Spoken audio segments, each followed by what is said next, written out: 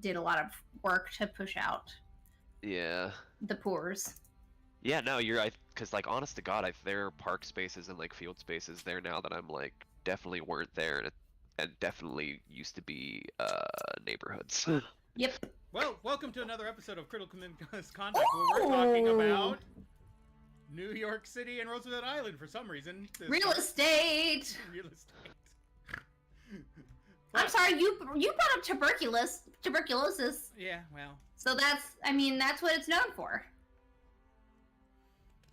It was the TB version of a leper colony. Mm-hmm.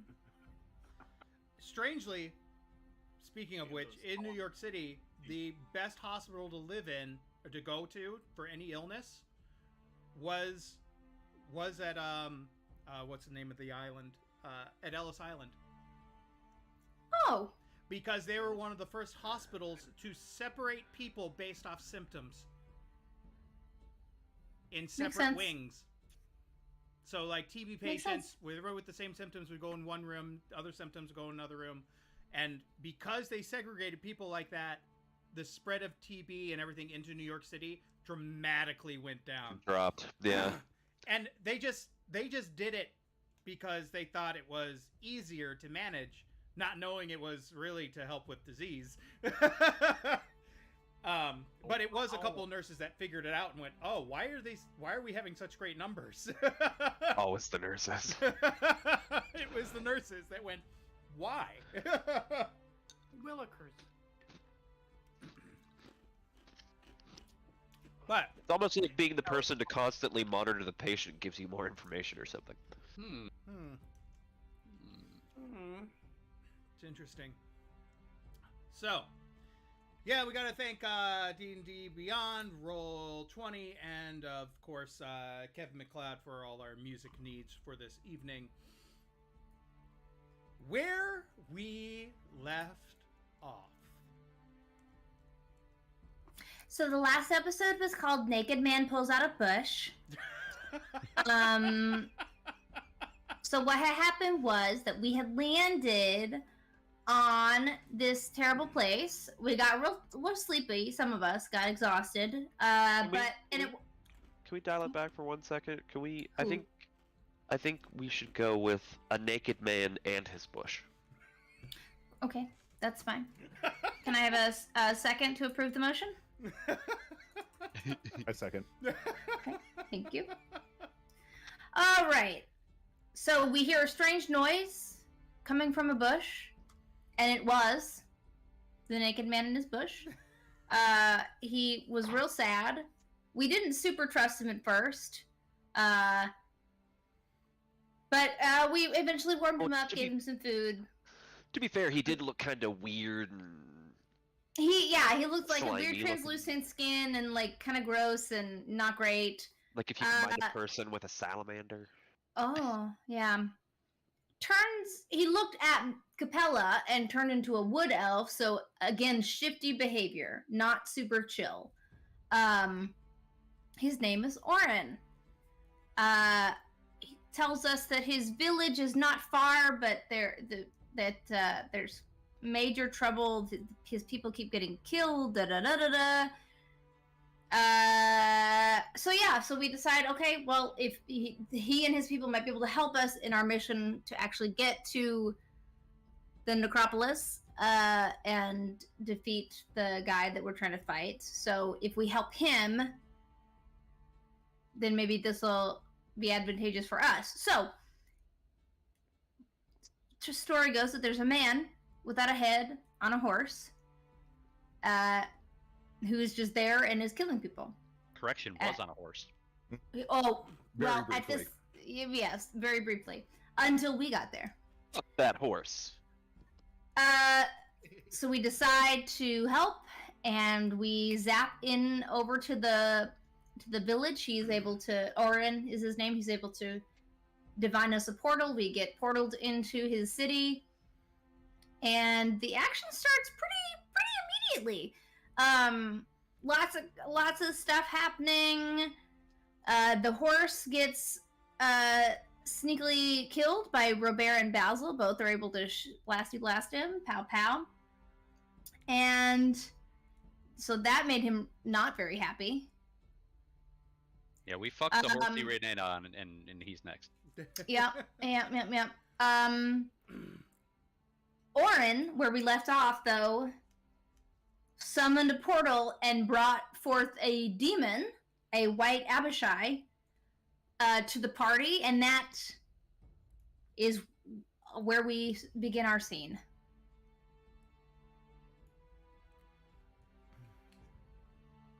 Okay. Let us. Is it going to be okay? I don't know if it will be.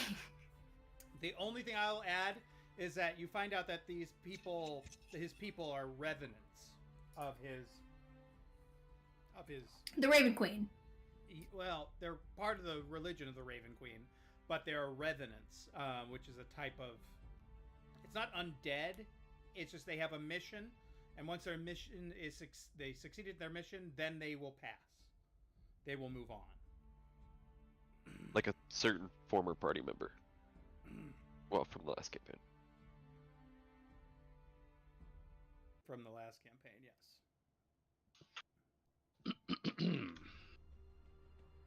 Hey, so one thing, I probably should have done it on my character, but aren't a bunch of us still feared? Feared? One person is afraid. I think it was Derek. Because I failed that. Oh, did you fail it? Yeah, and so. Yeah, I'm still frightened. Right. Yeah. So I need think to. didn't we redo our checks? I know I got out of it. I was, and then I got out of it. But I think it happened to me after my turn because I went first, and you can only roll to get out of it on your turn. So On your turn, yeah. I'm gonna apply feared. A feared. Fear. Cool. But was that the only condition that we had to worry about? Like, are we good other than? Yeah, I think the that's fear? it. Okay.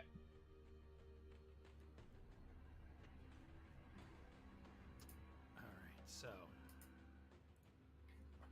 where we left off, you have this demon come out of nowhere. Let me make sure I can. I totally blanked on it and didn't add it to the.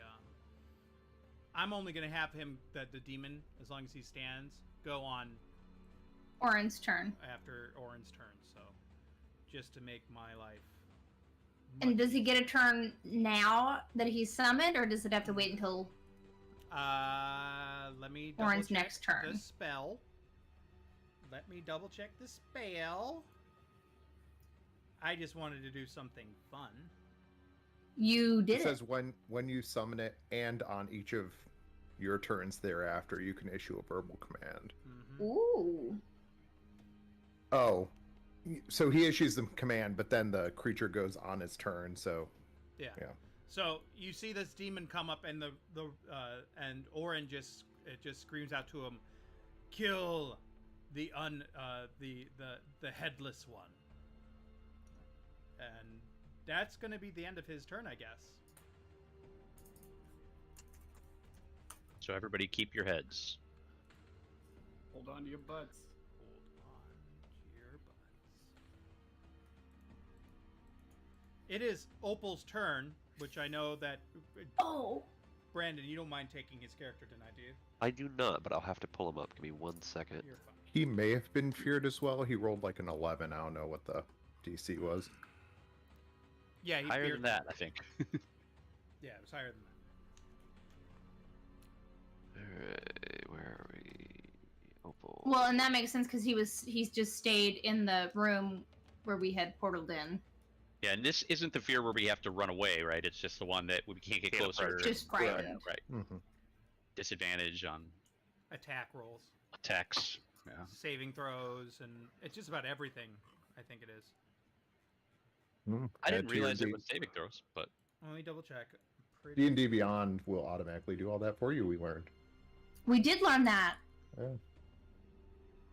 Frightened is disadvantage on ability checks and attack rolls, Ah. and can't willingly move closer. all right. Okay, So just if you're doing an ability check, not saving throws. that makes sense.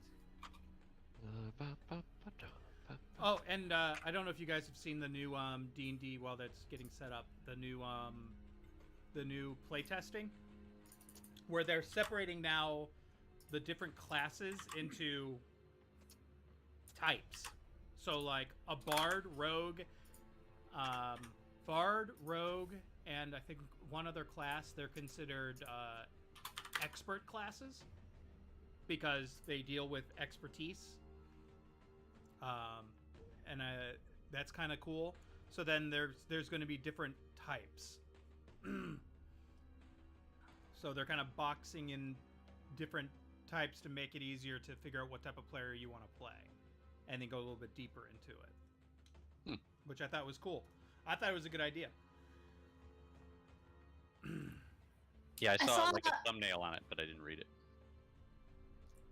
I saw Sorry, like a Lee. TikTok the other day that was where you start playing a campaign, but you don't know the character that you're playing. You learn by playing. Mm-hmm. That like I make an attack roll and the DM would tell you, oh, add a +2 because of your whatever.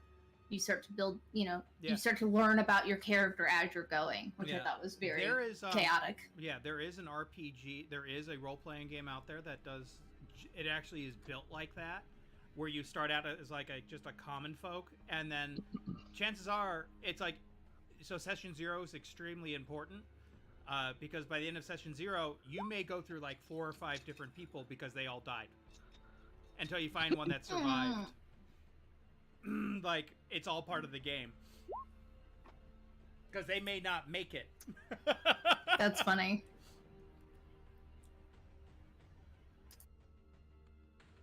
You and your spiritual weapon. Why will it not? Oh, there it went. Sorry. It went 3 times. Yeah. Weird. So yeah, that's his bonus action, obviously. me- Can't move towards him. I gotta create a hammer. Himmel. Helmel. The hammer can move towards him. And I don't know. I'm just trying to just pick one. Find one for me. A token. Jesus, what? literally any token. Any token. There. Stupid. All right, you want it like right here? Yeah, just next to the bad guy. That's great. Is that the bad guy there, or is this the bad guy over here? Right here's the bad guy Oh, okay. with fire all around him. Oh, I guess that's the guy we came in with. This one down here. Yeah, that's the good guy. Okay, okay. Yeah, Orin's down there. The doctor's still in the middle of the lake.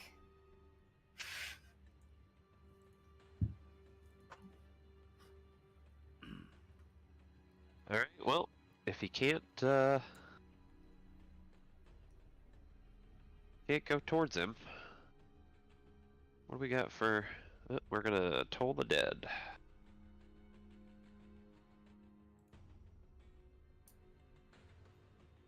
Can you toll the dead on the Is- dead? Is the target missing any of its hit points, Aaron? Yes. Okay. You can toll the dead on the dead, but if the dead are immune to necrotic, then it doesn't do you any good. Huh. But Which a lot of the dead are, but not all. not all. Yeah. Also, Hmm. I don't think Tony would know that, or that the character would know that. Oh, So, cool. So what do I have to roll? a DC 19 Wisdom save. And also, what do I need to roll to for his fear? Is it Wisdom?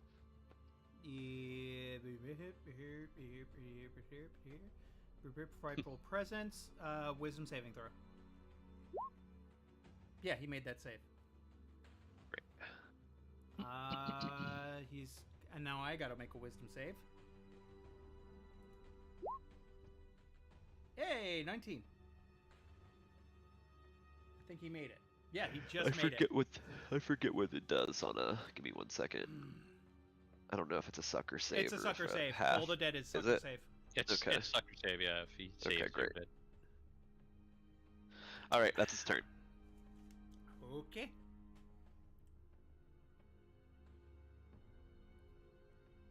It is Basil's turn.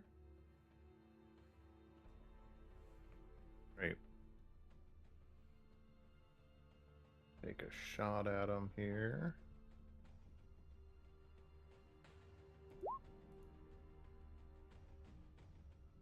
$26 to hit. 26 hits.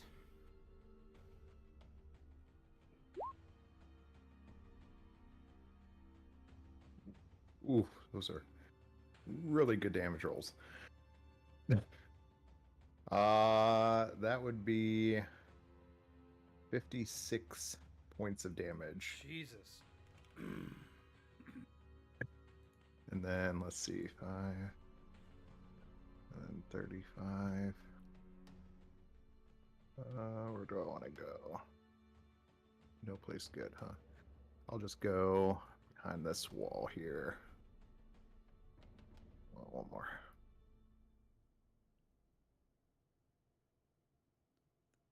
What's your speed? 40. 35. It should be only around here. If you were Huh? right here, right? I was right here, so that's 5, 5. and that's 30. 10, So I only went 35 feet. 25, 30. Oh, okay. 35. All right. Yep.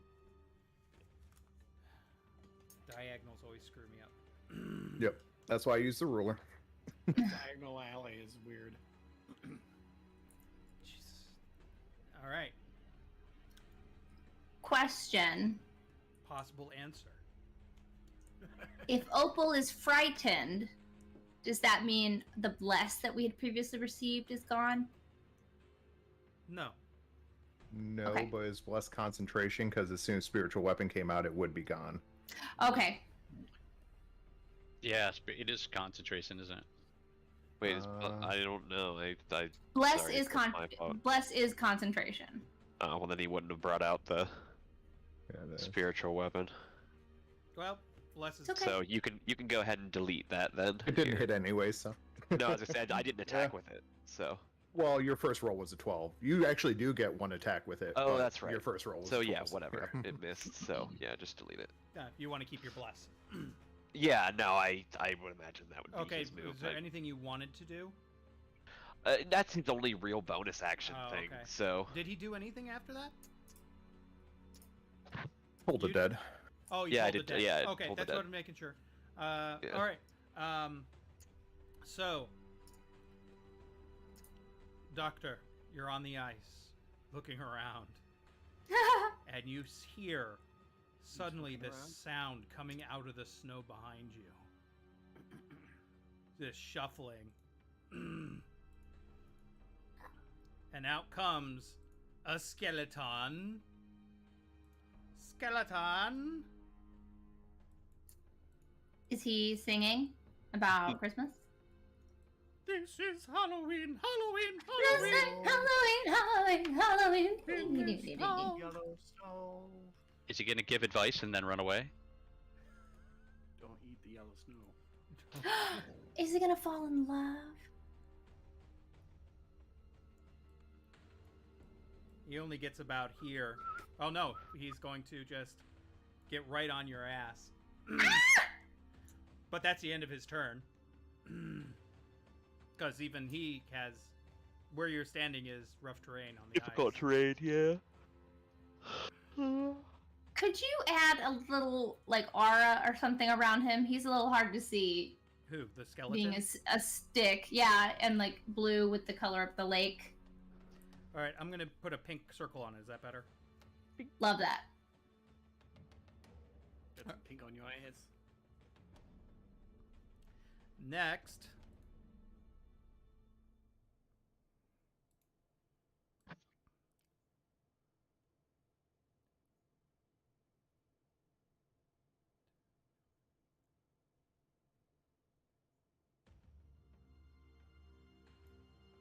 You see another skeleton heading your way as well, over way on the other side, but he only made it that far.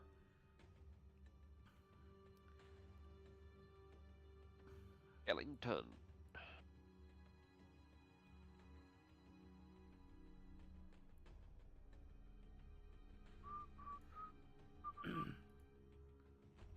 And you see another one here.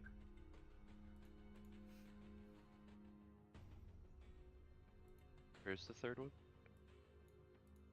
I will put pink dots on all of them so you can see. Oh, okay, I see now. Pink dots on all the skeletons. You can't do any... Well, actually, let's see. No, I lied. Oh. What?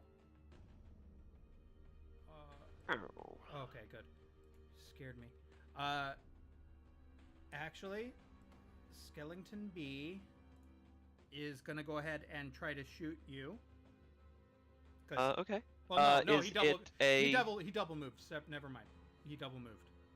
Okay. And so did this one. So never mind. I decided they're gonna double move. He ignore you. Okay. Get near you. All right. Round 2. Robert. Yay. Okay. So Robert is going to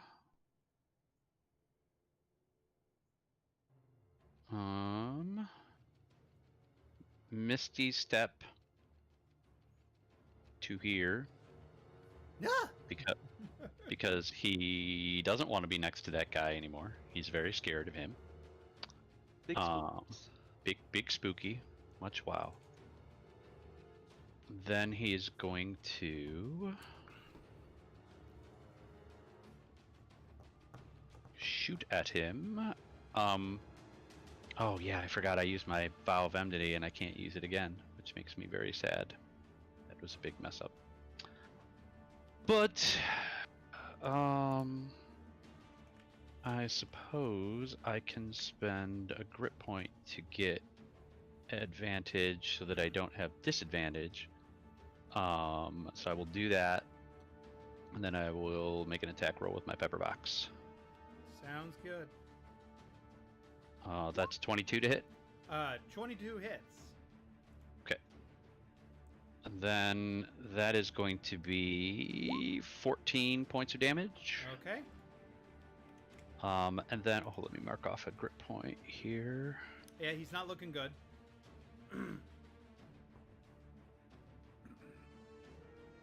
Really? Yep. Nice. Okay. So I'm going to attack again, but this time I am not going to use a grip point, so I'm just going to take the disadvantage.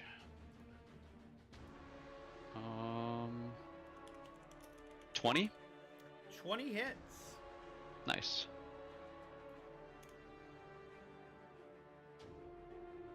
11 points of damage. 11 points of damage. And you see him fall. Wow, really? The horse guy? And then you see something spark in him Oh, yeah. as he rises again. Slowly. This is a now see my true form thing, huh? And then surrounding him, out of the neck of his throat, just comes out these 3 heads come flying out. They almost look like banshee-ish looking heads, and they start coming around him and flying around him, and I'll have something for you guys in a second. For Cool. those. Okay, well, I am glad then- I got the fuck out of there. So then I'm going to move. And since I have my Boots of Speed active, I have double movement speed, so 15 to there, then 10 more to there would be 25. So This is actually built into Yeah. the character. so I'm gonna move like So I'm gonna just pick these 3 all the way back in here. And then I'm done. I know they look like dogs, but they are heads. I just don't have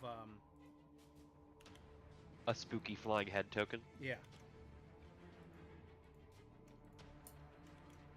And also the headless man's body is still Oh, he's up back and doing up. stuff. He's back up. Okay. All right.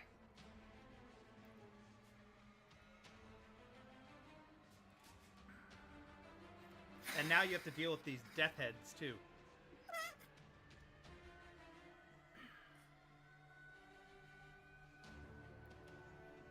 That dude plus the 3 heads.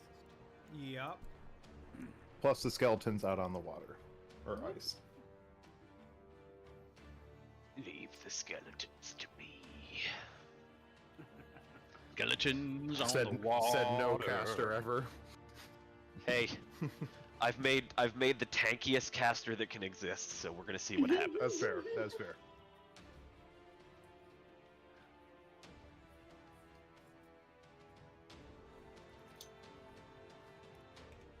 Ow.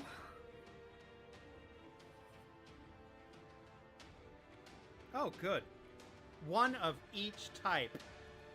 I love one of each type.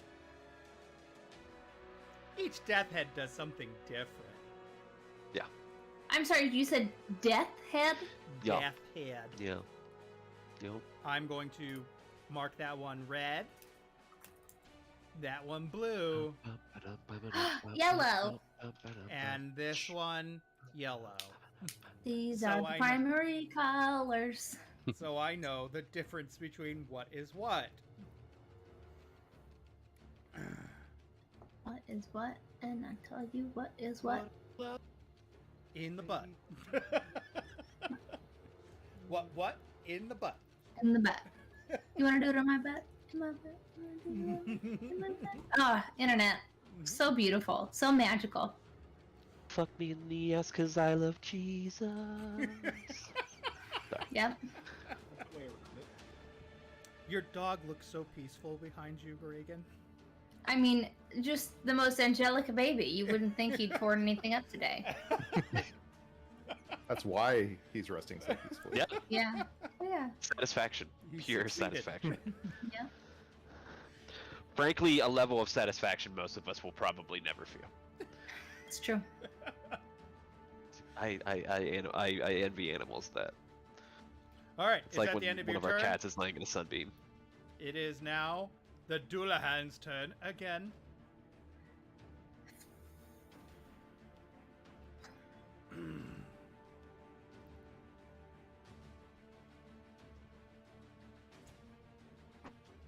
It is going to see.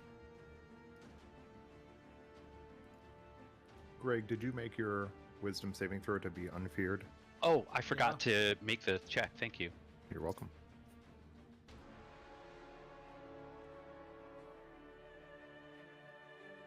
But I'll probably fail it. Oh, say Oh that. no! I got a 20. Hey, There there you you go. Ah! Things are looking up. I'm assuming that succeeds, Aaron? Yes, it does. Yay. That's good, because where you moved to, you would have had an awkward time trying to go to shoot him. Well, I don't think Okay. I don't think I I know have to you're move. not playing ABBA, Aaron, but it sounds like it a little bit. I think the whole rule about moving closer to them doesn't apply if you can't see them, Yeah. if I recall. Yes. Yes. I knew Yeah, that you was have to be the in action and line the of sight. disadvantage, but yeah. I think Muse also had a song with that used that too. Oh. Well, it just says Absolutely. can't move closer. The sight thing is only for the ability checks and attack rolls. Oh, and mind you, Muse had a new album that came out in August, and I didn't know about it until recently. It's awesome. They have a Halloween song in it. I didn't know that. They have a good Halloween song in it. I like it. The Dual Hand's turn. He's gonna go right up to Opal, as you do. Opal. Dear. He is going to take an attack with his battle axe and hit him twice. Bottle. A 10. That's bullshit.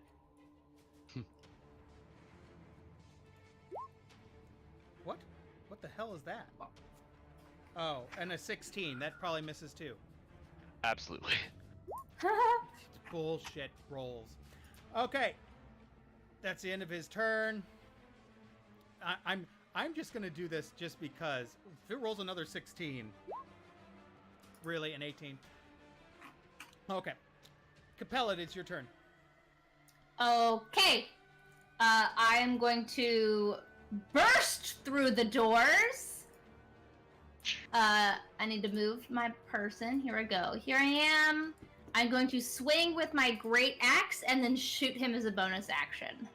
So, here we go. Please hit him. 18? An 18 hits. Okay. Hate to be a stickler, but did you reload your gun? Yeah, you didn't reload, so it's probably you need to reload it so you can't shoot him. I think it's only a bonus action to reload. I can't remember. Is it an action? It's a full action for that gun to be reloaded Hmm. because it's a specialty thing that he wanted. I thought I did, and I did my blade song again. Did I not? I thought we, I we're might not only have on had round time. 2, so Yeah. Nope, you're totally right. Can I go back in time? What did you want to do instead? Well, I won't do the great axe. I'll just do my rapier. You want to just do your Instead. rapier? Okay, that's fine. Go Mhm. ahead and use your rapier. Okay. I mean, the great axe hit, so I don't know. Well, okay. Well, maybe I can do 2. No, I'd rather do my rapier if I can't shoot him 2 as a bonus action. I'd rather just do 2. Sure. No, I guess I'll do the. I don't know. Because I can still do my 2 attacks per action with the great axe, right? The great axe is probably going to use both hands, so that'd be different. 2. Okay. So Are you talking about your second attack from your fighter level? Yes. you can use the battle axe twice, the great axe twice. Okay. Okay. I'll do that. So 15, So I'll hit him 15 points of again. the first one. 24. That one hits. That hits. Oh wait, yeah. No, obviously. 14. Jumpy, jumpy. Okay, you hit him twice. Okay, and then I don't.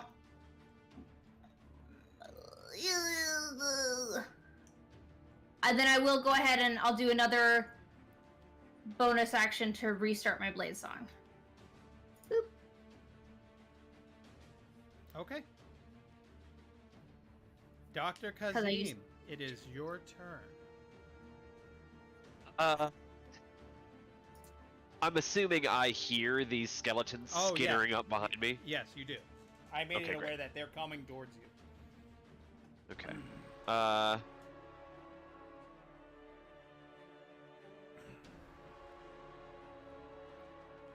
That's got to be fucking terrifying.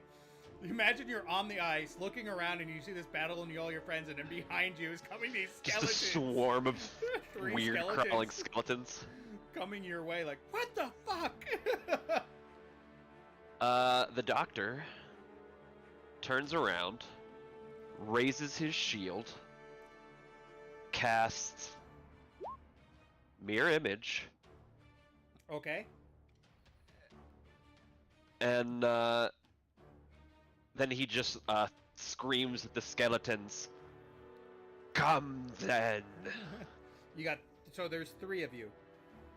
Yes. Is that a total of 3 duplicates? I think there are 4. Oh, it's a total of 4. It's me and 3 duplicates. Mhm.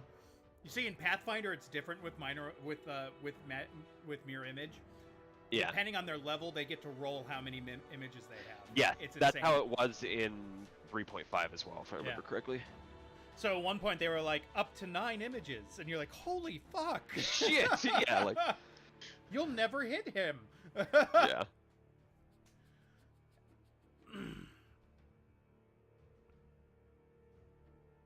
All right.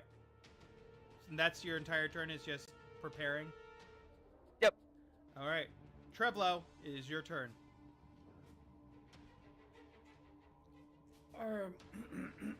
Sorry. Are the doors that are on the field open or closed right now? They keep opening and closing as people like they're open. So they're open enough that you can see what's going on.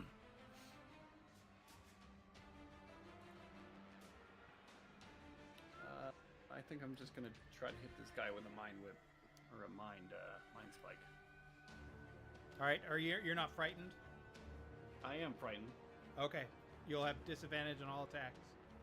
Yeah, I mean, Do I do the attack first, and then I figure out to do the saving throw afterwards. Right? Afterwards, yeah, at the end of your turn. Fine.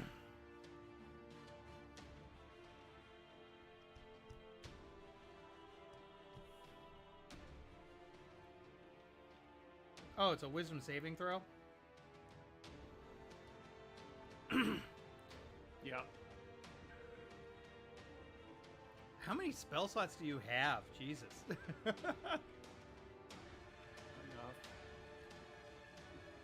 If I find out you've been lying to me and you're just using stuff without marking it off, I will punch you.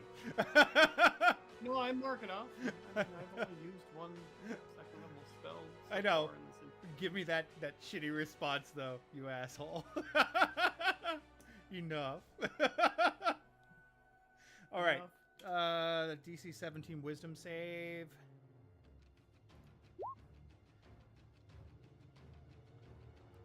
All right. He is going to... Nah, you know what? He's going to take it. No, you know what? He's going to automatically save. Use up his last legendary resistance. And he's going to succeed. Ooh. Let's see. Target must make a saving throw. Saved or half as much on a successful one. So half damage. So that's...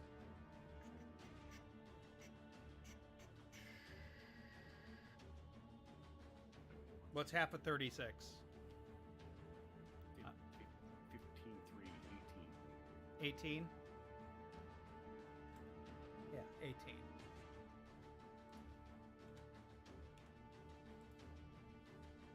Alright. I'm gonna roll for actions description.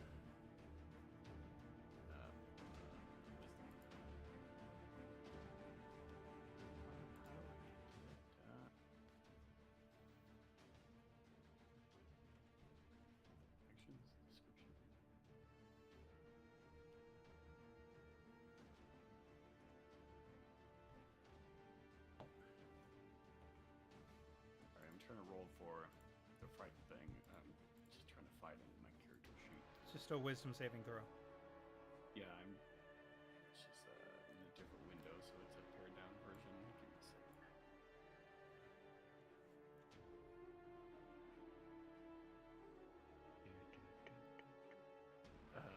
Regular or disadvantage? Regular? Just regular. Nope. You're still frightened.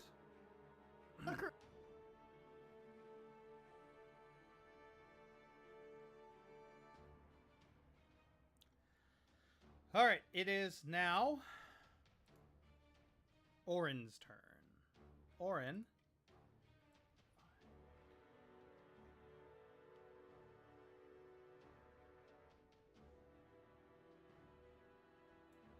Walks in, seeing all this shitstorm going on.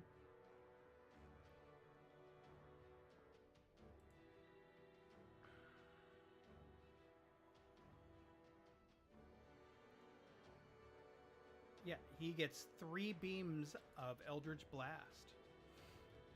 He's going to use Eldritch Blast against the Doulahan. As you do. A 9, which is a natural 1. A 17. And a 26. All right. That is...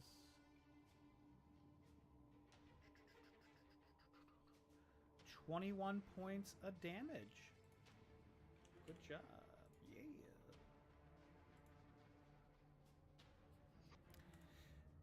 That's the... Oh, and then it's going to be the demon's turn.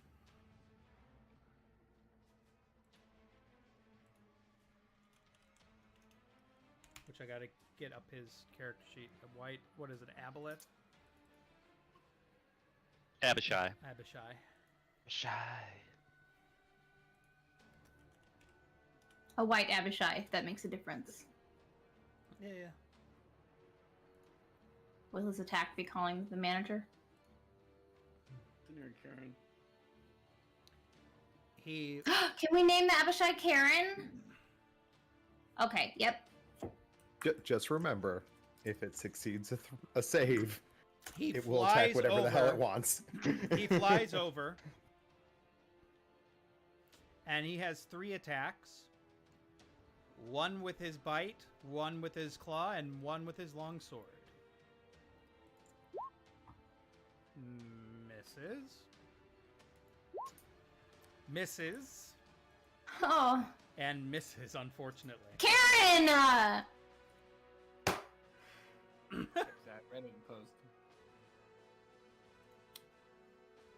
It is So now disappointed. Death Head A's turn. Is Damn it, going I to fucking come up. Roll for wild. Roll up.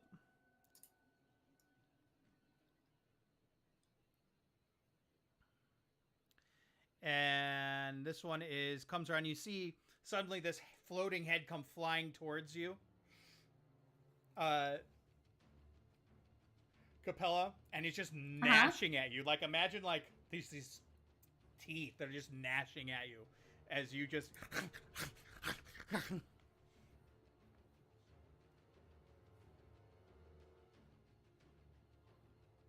Is that it? Okay, that's fine. a 21 Oh hit. no! Oh no! A 21 doesn't hit you. Nope. Okay. That's the end of its turn. Bye. Head B, which is in blue, goes after the aberrant. No. Mind-bending bite.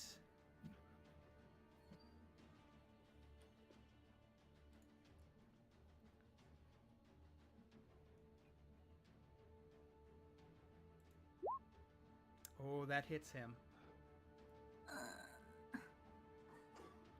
He takes 5 points of piercing damage. Karen does? Yes. Orin, Orin does. Oh, it was Orin. I thought he was attacking. not Karen. No.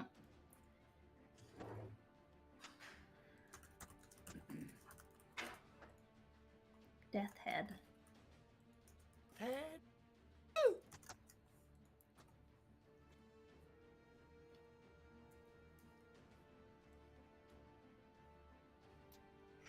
Yeah, Totenkopf. That's 12 points of damage. And then... And And he then. must make a DC.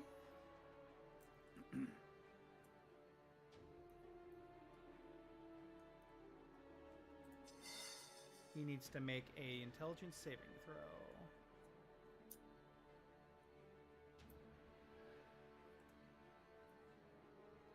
It is not his best. Is he blessed? Natural 20. So he is Ah! fine. Oh, I forgot about bless when I was doing my attack rolls. Yeah, me too. I mean, you hit everything, didn't you? He hit everything. Yeah, I did. Because True. I did the same thing. I keep forgetting, but I've been hitting, so... And now the final head, which is right next to you, Capella. Sorry. Going Oh, but after also you. next to Karen. Yeah, he's still going after you. Okay. Yeah. Petrifying bite. A natural Like a tree. 1. Natural 1. Does he accidentally bites his own tongue? No. Or like cheek or something, No. and then he is No. upset about it? Opal's turn.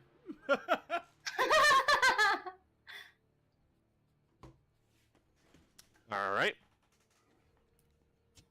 Opal, having come out of his fear, is going to Attack use one of Karen. his channel divinities. What'd you say? Attack Karen. Yes. Use one of his channel divinities to turn undead. Okay.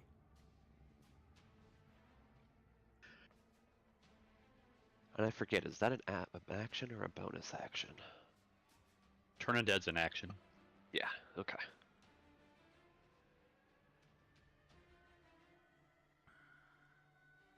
Okay. Unfortunately. So what do I roll? Well, actually, before he does that, he's going to move over here and then cast. And then channel divinity. I actually don't know because I never play a cleric. So give me 1 second.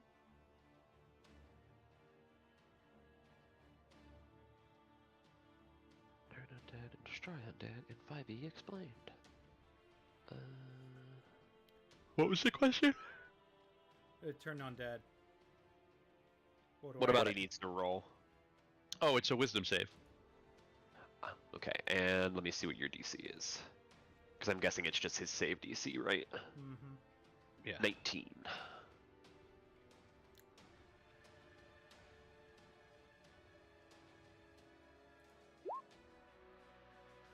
Well, that's a 4, but it's a good thing that he's resistant to turn undead. That type of shit doesn't affect him. He wouldn't. Yeah, he would not. Wouldn't know that. So Honey Badger don't give a fuck. Honey Badger don't give a fuck. So is he immune to it, or does he just have advantage on saves against it? he's immune to those turn undead's functions. Wow.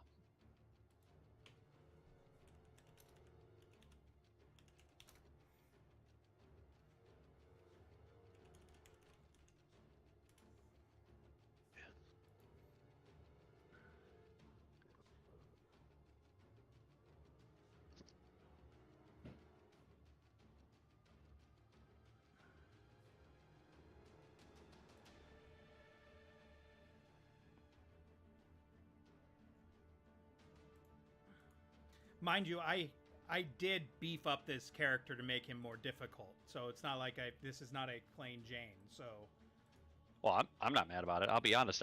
In second edition, they had a bunch of creatures that were simply immune to turn undead because it wasn't realistic, and I think there should be more of that in 5e. Like I don't feel like you should be able to turn Death Knights or Liches or anything. It's stupid. Like you Right. should not be able to turn them. Period. right, and that's where I'm going at. I know a lot of them are just resistant to it, but I'm saying this one you can't do that too. Like, Yep. Yeah, it's that's fair his, from my perspective. Yeah, his movement, his momentum, the reason why he's there is far beyond just being undead. He has a purpose, you know. He was driven to do a job, and nothing's going to stop him from doing it. are the Death's Head considered undead? Because they're within range of his turn undead as well. They are considered undead. Is that a individual thing, or is it all of them? It's everything. within its radius. Fuck Mhm. me, dude.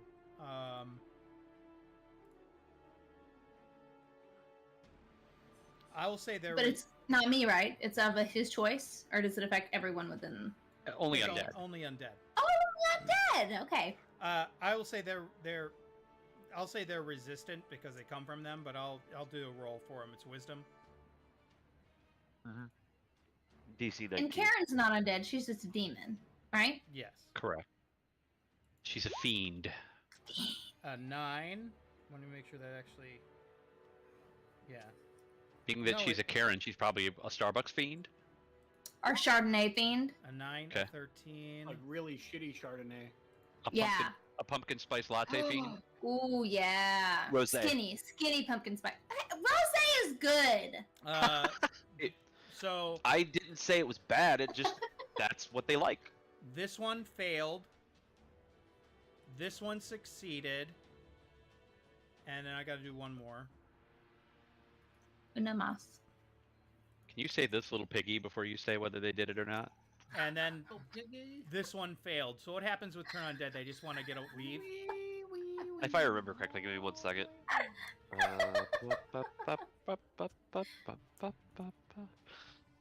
Okay. When an undead fails a saving throw against your turn undead feature, it is instantly destroyed if its CR is lower than the threshold for your level. That is What's- not. So CR 2 or lower. Oh, then this one. And no, this one. Oh shit. That's Oh, this one. shirts. Oh shit. And this one both died instantly. Yeah. But this one is still alive, which is the second one.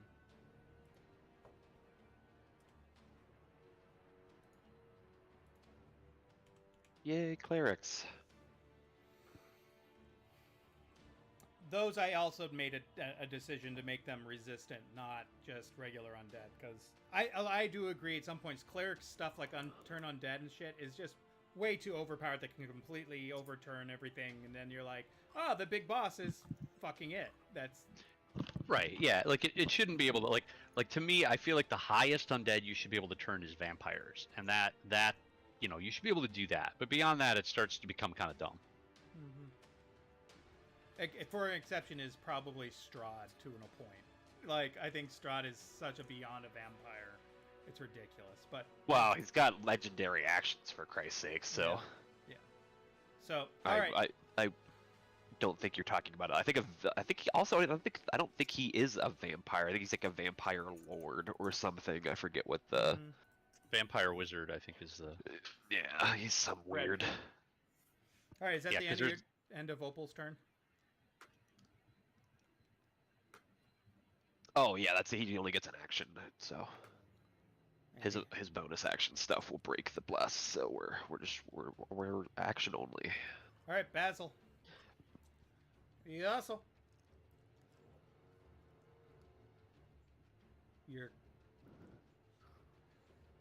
What's up? It's your turn. Yeah. Yeah. Well, I heard you. I was saying all right and trying to figure out what I was Oh, gonna I do. couldn't hear you. I didn't hear you say Oh, all right. noise gate. I'm guessing. I think I'll just take a step out and I'm gonna shoot that dude. That death head.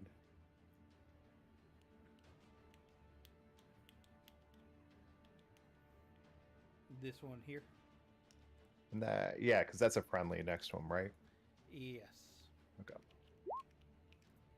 Not great. 15. That's a miss. Oh yeah, oh I hit that. What was that roll? 5. Okay, my gun doesn't break, and I'll dip behind cover again. My gun does not break. It was close. It was close. All right.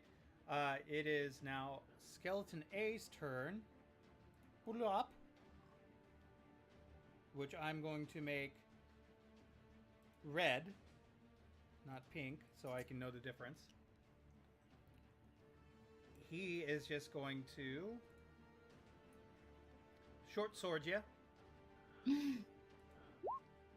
A natural 1. How many natural ones that I'm going to roll? Jesus. All of them. Obviously. All natural ones. Oh, hold on. I forget. Not that Hey, it really Stinkies. matters, but keep us Did honest. you go outside? Good for you. So yeah, you were attacking one of my clones. So, but it still misses. All right. Second one's coming up. Going to short sword you as well. Okay. 23. Okay, that actually is at me. So I will. Actually, no. You attack with disadvantage. Are they undead? Yes. I have protection against undead. I have protection against good and evil up. Okay. So you're gonna have to roll with disadvantage. I'll roll again and take the lower number. That Yeah, was a that's fine. 19. That misses. All right. Next one is this one over here. 10, 20, 30. He gets closer. He's going to shoot you with his short bow. He Okay. obviously gets it with disadvantage. Hi, little one. And this one is also at me. Yeah, a 4. Also misses. Yep. So there you go. That's it. Oh no, 19 was the roll. Sorry, short bow. With That still disadvantage. misses. Still misses. I told you guys I made the tankiest wizard imaginable. That's not a what do you call it? Blade dancer. Yeah, blade singer. My AC right now is 21. That's nice. So we have 2 of the tankiest wizards. Yes. Mine's 22. Holy shit! Right. Right now. When you're in your blade. With the song. blade song on. Right. It is Robert's turn. Yeah. Eee. You know, so going back to what Chris was saying, I'm not like, oh, never mind. I'm not fared anymore, so it doesn't matter. No fear. I'm not a feart. So I'm gonna No go fear, like Shakespeare. here.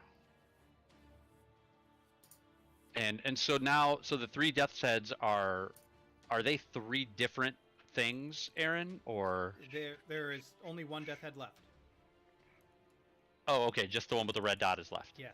Mm-hmm. Is it damaged? I don't believe so. No, it is not. It would have been damaged by the, was it Toll the Dead? Whatever the thing was where Opal had the He made- gradient. Yeah, or The like turn the- undead, it only if it fails and it's under a CR2, it gets destroyed. If it's over a CR2, it runs away. But Okay. it doesn't actually do damage. It's either like Okay. dead or not dead. Gotcha. Yeah, and it made it safe, so it's fine. It made it save and it ran away. It didn't run away. It didn't need to. It doesn't run away. Oh. It It's makes kind of Yeah, it's dependent on the creature's level. So yeah. Hmm. if the creature is a level 2 or higher, it doesn't just automatically die. Yeah, it just runs away from just Opal runs away. like it's afraid. So I'm Mhm. I'm gonna make I'm gonna take 2 shots at the Death's Head sharpshooter, so it's gonna be a -5 Okay. to my rolls. But it's straight roll. So first attack, and I do have bless, so that will be good. Oh yeah, even with bless, it's not gonna be Oh shoot! I forgot about that. great. I have Hold on. bless too. That's a miss. Oh, it's gonna be an I- 18. Oh, I'm sorry, 18 -5, so 13. That's a miss. Yeah, I Okay. may have hit that shot on the death's head if I would have been paying attention. Yeah, 3s. That's gonna hit. That I mean, will even hit. without bless, that's a Oh. 23. So. That's a hit. Okay. So that's going to be 18 points of damage because of the sharpshooter. Jesus. Yeah, you kill it outright. Nice. It is Really dead. nice. Goodbye. Okay. Oh, goodbye. And I think that's it for me because I used my action surge last time. Okay. Now that you've destroyed all my fun games, it is now the Dualahan's turn. He is still up and running. He's surrounded on 3 sides, though. He has a job to do. Mm. This is his. Working 9 to 5.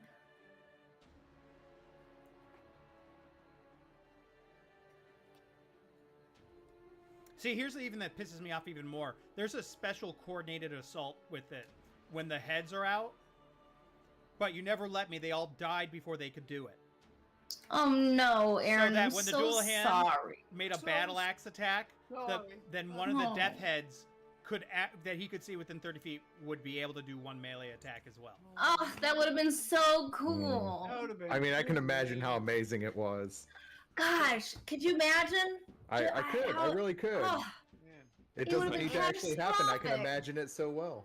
Hold on, Aaron, Wow. I I'm don't know making why you- I don't I'm know making why a you wisdom couldn't save do versus sympathy right now. Yeah, fuck you. Make a Simply performance check save. for the smallest violin. You failed. Simply, Um, simply save. Simply saves. You have to turn up your audio. to hear it. failed. All right. You suddenly see the dual hand being surrounded, and you hear suddenly this. He collapses down a little bit, and then you see him rear up, and this mind-splitting scream comes out of him, and I need Ew. out of the headless stump. It's like a gurgle. So I need Opal and Capella because it's only a 10-foot. Oh, each creature of the dual hand's choice within 10 feet of it. So I think everyone else is too far away. And Yeah. the demon. And the demon. Karen. I need you all to make a wisdom saving throw. I'm for sure blessed. Hashtag. Hashtag blessed. So Wait, what is glad- that? I forget. What is Oh, blessed? wait, I do don't for need your it. Save? A D4. D4. Plus 4. Yeah, plus D4. But I didn't need it. I don't think. 23? Yeah, you made it. Okay. Respectable. Thank you. I'm so smart. 14. 14. Who was a 14? Opal. Opal. Ooh, he failed. And I can't see him, so I can't do shit about it. Oh God. Max damage on that one. 21 points of psychic damage. Can I bend his luck? You can see him? Yeah, he's inside! Bending luck does... You have to do what with bending luck? When a creature Sir, you can get out of see there. makes an attack roll or a saving throw or blah blah, you can spend 2 sorcery points to roll a 1d4 and apply the 1d4 as a bonus action or penalty. No. No, it goes under I'll the just desk. put it in the chat. So you could. That would basically give him another D4 to potentially add to it. Would that be So that could get him up to an 18 potentially. If you want to use it, you can. 2 sorcery points taken away. Donskis. Okay. Fuck. Oh god. So what is it? So what's the 15 number? total. Is a 15 enough? Is it 15? A 15 Wow. is just enough. 2 sorcery. 15 is exactly what he needed. Good job, Derek. Good call. Awesome. Good call. And Aaron was so excited that he failed that save. too. Yeah. He was. Well, Well, let's- wait, did Karen fail? I'm gonna make a roll for him. What is it? I said it was a wisdom save. Wisdom. Yeah. Mm-hmm. He failed. See, there you go. You get to make your own NPC attack your own NPC. The great thing is that I get some hit points back from that. Oh. Oh, okay. We'll Good for get you. rid of those. It's okay. It's one of the cool abilities is he gets 10 temporary hit points doing that. And he takes 21 points of damage. Gee. Oh jeez. Oh boy. That's small. Small, small.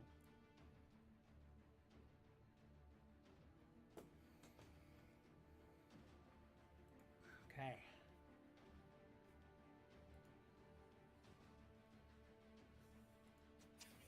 Capella. Well, let me make sure there was anything else I could do. I think that's Okay. one action.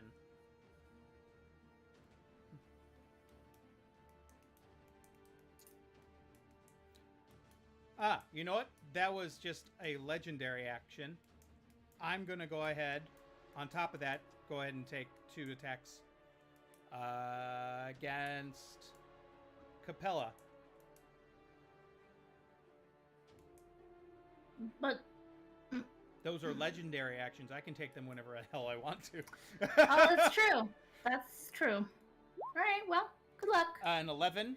That's shit. No. A 10. That is shit. No. I cannot believe he keeps rolling poorly. Roll 1. Jesus Christ. Did- He just keeps rolling poorly. Capella, it is your turn. My turn now. It is your turn now. Okay.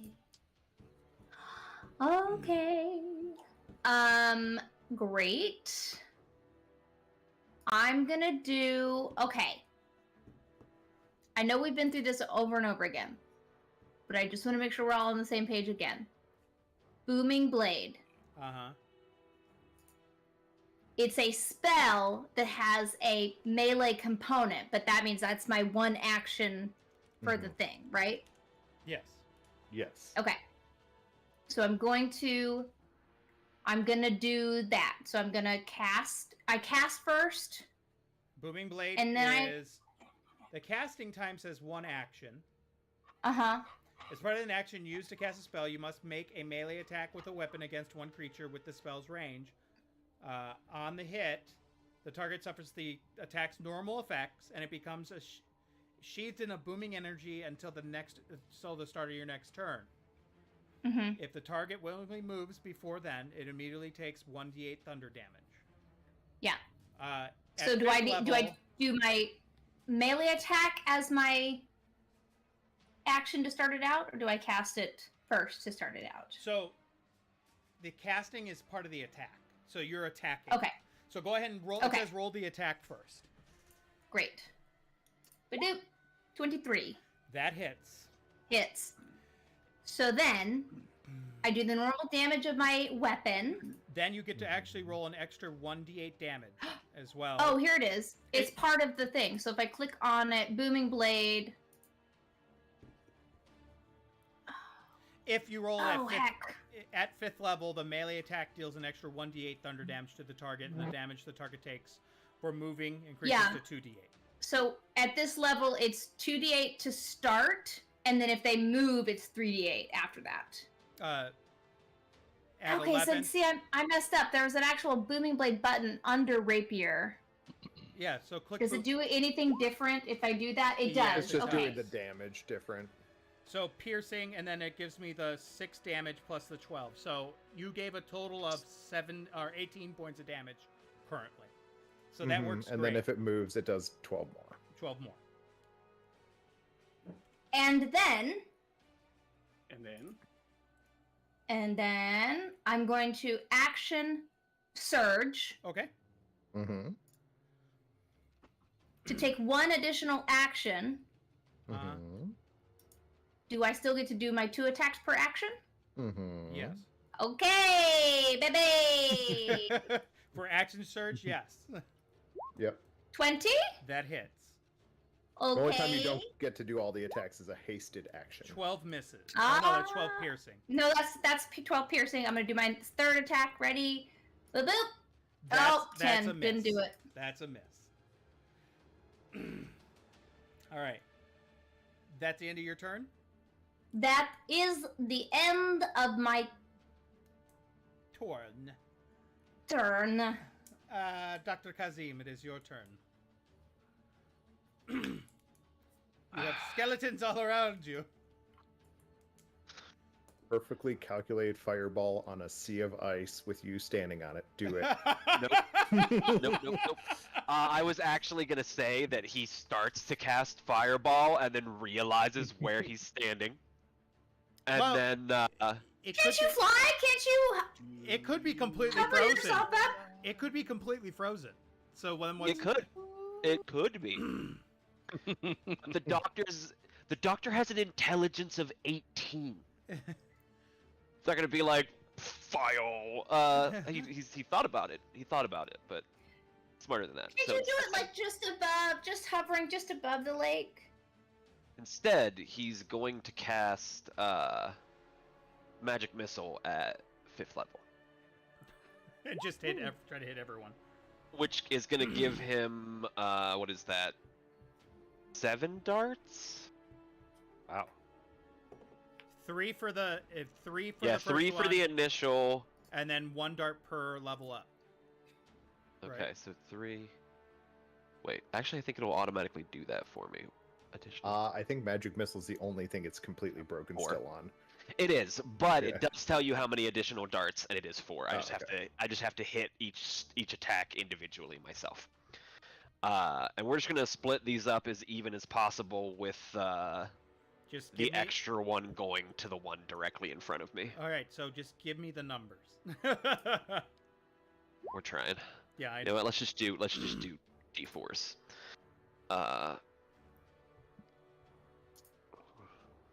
Oh. 1d4. Nope. Oh, 1d4. Boop. Ooh. Oh, 1d4. Boop. Alright, okay, what are we at? 1, 2, 3, 4, 5, 2 more. Oh, 1d4. Wow, fuck you. Fuck you, game. Don't forget, each one of those ones that you rolled manually is a +1. Oh, yeah, fair. Motherfucker. Yeah, it's Motherfucker. 1d4 plus 1 on all of Yeah. them. Okay, so we're gonna say the first 3 go to the one standing directly in front of me. So that's 3, 4, 5, 6, 7, 8. 8. Okay. And then 2, 7 to we'll say this guy, and then 4 to this guy. Okay. They've all taken hits. You see pieces of bone flying through the air. Just... Ouchie. Treblo, it is your turn. Let's see. As the doors swing open, I'm going to pop off a victorious. Fucking. Why do I always get fucked up on that word? Victrolic sphere. Vitriolic sphere. Shush. On the back end of all three of these skeletons. What's the over here. range? 150 feet. Yeah, you can do it. Wow. Wow. Look at you go. Still disadvantaged. His vitriol knows no bounds. It's true. I mean, it is. I mean, 150 feet, but Wait, what? still. Disadvantage? Because he's I'm still here. afraid. Oh, you're. I think you're that's only frightened? attacks against the other person, anyways. It's only if Oh, you're so- if you're attacking the other one. Yeah. Oh, okay, so I can roll it with It's regular. not Well, it an doesn't attack matter. roll You don't have an either attack way. Yeah. roll on it anyway. Yeah. Holy shit! 48 damage. 48 damage. 48? Wow. 48? Is it? I'm reading it. Total damage is Yeah. 48. Because he upcast it, yeah. Yeah, he at upcast 6th it. level. Oh, 6th level. Holy shit. Is it half damage? If they make the save? Here, I'll just put it Most in there. likely. I think so. Okay. Second. You put a point. 20 foot. no, radius let- each creature. Yeah. In that must make a dexterity saving throw. On a failed save, a creature takes 10d4 acid damage, and on another, it's 5d4 acid damage. So half, yeah. Half. Yep. It doesn't even matter. Even at half damage, they're dead. I'm not gonna make the save. Its save is. It doesn't matter. It's half damage. They're dead. They. You just see, Doctor, as you standing there, you see this sphere go over there, and you see it just. They sizzle and melt. Disintegrate. The smell Gross. is not pleasant. Ew. I have my suit on, man. I got filters and shit. We're good. I ain't about that life. Wait, what does it smell like in your suit? That's for I my suppose walking it's magic. because it's I've made it a what's the word I'm looking for? A contained environment. It smells like me. Hermetically, it's hermetically sealed. Yeah, a Do you- hermetically sealed environment. Do you have to like it smells change your me. cabin air filters and Mm. I would think you do some kind of aromatherapy though, just to spice Yeah. things up, like Right. for the a couple season. drops of You don't oil? do Yeah. that? It is. He Essential does cook oils, yeah. tea, so is the you know Revenant's- maybe that's what it is. He's It got is like the some nice Revenant's tea in turn. there. He's going to keep his distance 5, 10, 15, 20, 25, Yeah, 30. still. He's going to go about here. Good job, Oren. This is what he. Oh, He is not meant to be a front fighter.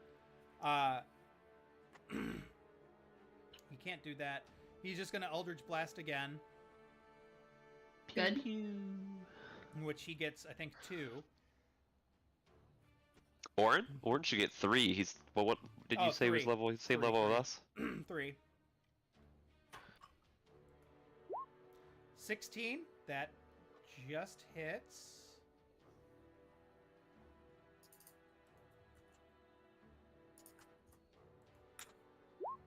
$15 misses. 26 hits.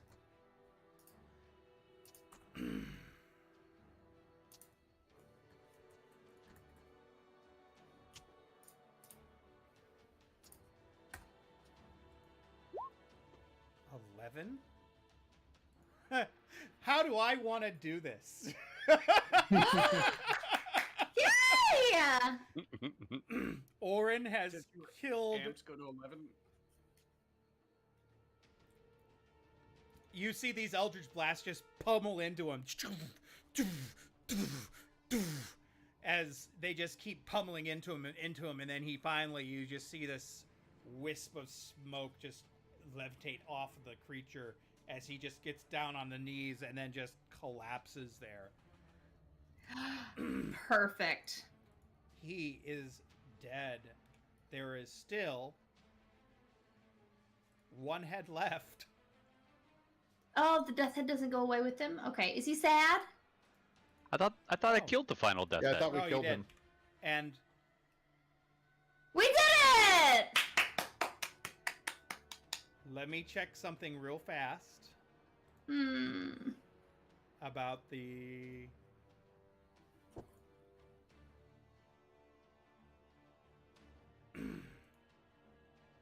Huh. I come sprinting out, do a power slide past Robert, point my gun, and then just sigh and put it back down again. He then looks to the demon. And he says, "Give me your name." Oh, like even the IRS to know my name. Don't do it, Karen. No, he has to. Or Yeah, the he has demon is going to do some fucked up. And the demon could still do some fucked up shit here. Yeah. He'll just have disadvantage on his fucked up Yeah, shit. technically this he way should have been forward. rolling the whole time. We should have had like 2 rolls of it. I'm playing this the way I'm playing this theatrically. I want to play this kind of fun. Oh yeah. No, I Uh, mean Greg and I think you were getting a drink. Greg and I were talking about the Yeah. summoning spells being a little kind of crappy. Yeah, this is why I'm playing it as theatrically. That he's saying, "I want me your name. Give me your name," and then he's gonna have to force to give it to him, and then yeah, he's gonna see if he can keep control of this creature. It is what? It's a wisdom save. Yeah. If I remember correctly. Oh, it makes a charisma saving throw. Oh. The demon mutters this demonic name. You're not sure exactly what it's being said. And he has disadvantage on the name because of the name, and he's going to make a charisma saving throw. An 11, which is a fail. Even worse, a 3. So the demon is still in control. Or he's in control of the demon.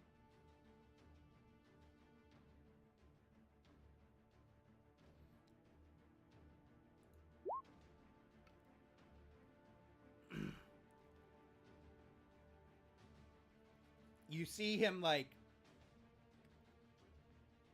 really like concentrating on this demon to keeping you guys safe. He was taking a heavy risk to get this creature out to help.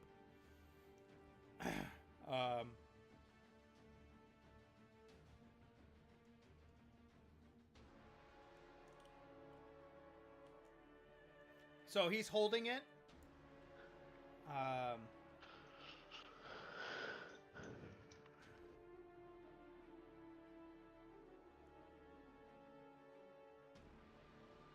And he's going to go ahead and make 2 more with disadvantage.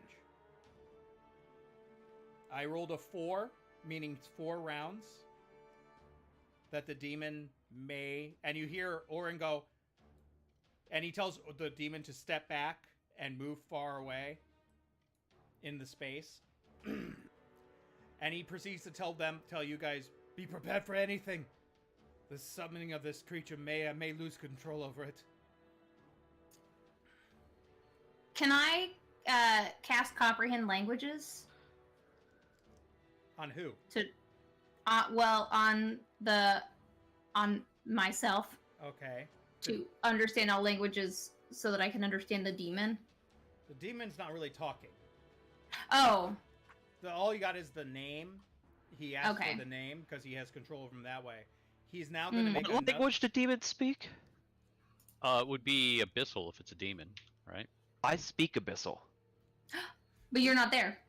It's actually no. the languages for the white Abishai is One is Abyssal, one is Infernal, yeah. This is depending on the type of fiend. Infernal and Draconic Yeah. is his languages. Yeah. He's a This devil. is infernal and what? It- Oh yeah, Abishai is a devil, right? Yeah. That's right. Yeah. uh, Yeah, I forget. Is it demons use Yeah, demons use Abyssal and abyssal, right. devils use... Use infernal. Yeah. Yeah. Yeah, I forgot that because the Abishais are basically demons of Tiamat, and that's the clue that they're devils because she's you Yeah. know Yeah. a 9 lives in Avernus. and a 6, and he's just telling you guys prepare for anything. I was just looking at that. You would have to make 600 successful checks if you want to keep it going for an hour. That's silly. No, that's why it's only for a certain amount of rounds. Oh no, that's if you release the spell. It's 1d6 rounds. Yeah, but I'm just saying if you wanted to keep the whole concentration for an hour, that demon gets to make 600 checks, and that's just dumb. Yeah. Yeah, that's crazy. It really is. Yeah. As a So- DM, I would just say, okay, like make Yeah. one difficult check, and we'll call it even. That's so silly. Yeah. No, I didn't like. See, I've never that's- really paid attention. And that's what I was talking about when I was talking about the summoning spells being Yeah. broken. They're just dumb the way they're implemented. Yeah. So it looks like as that time goes by for a couple more seconds, you see him get down on one knee as he's just sweating bullets, holding this creature at bay, and you see it then disappear slowly. Just See, if as somebody it fades. would have just called me over, I could have banished him. I would have been over by now. I mean, you had multiple rounds. You probably would have been with us by now. Yeah, whatever. Mhm. It didn't try to kill you guys anyway, so we'll call it. Yeah. Well, he rolled poorly throughout this whole thing. Like at the rest of my game, he's been rolling. All my creatures have been rolling very poorly. Keep on doing that. It's really good for Yeah, us. thanks. With that, guys, why don't we go ahead and take 10, 15 minutes now, and then we'll move on with the story, because this is a good time to stop with being out of combat. Sound good? Cool. Cool.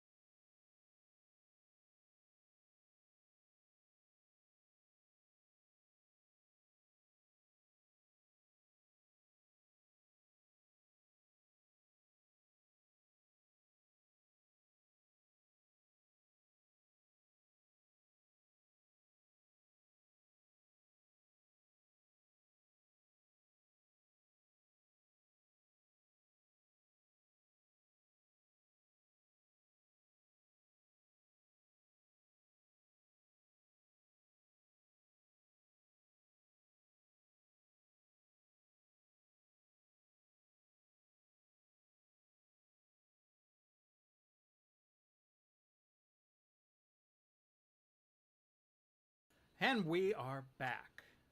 We have defeated the bad guys, as it were.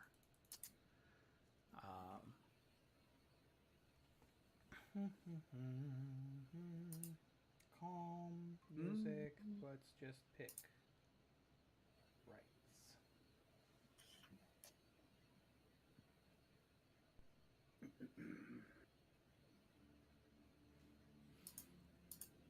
So, it gets quiet. Orin collects himself.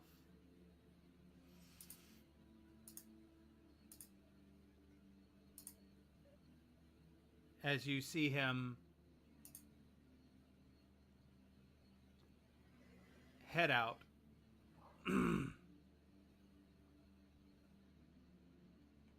Into like the main center of town, you follow him. He then starts collecting wood and debris. And he looks to you all and goes, "We need to create a bonfire. We need to create a signal that it is safe." Are All right, there more Aaron. of your people? You have to tell those people that they could probably come back safely. The If there's any. the doctor looks around for something tall, not important, and flammable. There's doors and shattered doors and things like that. That'd be perfect. I was thinking more like, you know, a building or a shed or something, like, or like a big pole. I don't know. What's around? What's around? What looks what looks what looks like it'll make a nice big bonfire? There's a giant dead tree that was right on the outside skirts of the lake you were on, the small pond. I remember that. Let's grab the tree. Well, Oh no! As soon as the doctor sees the thing that that Aaron talked about, he just casts firebolt at the tree.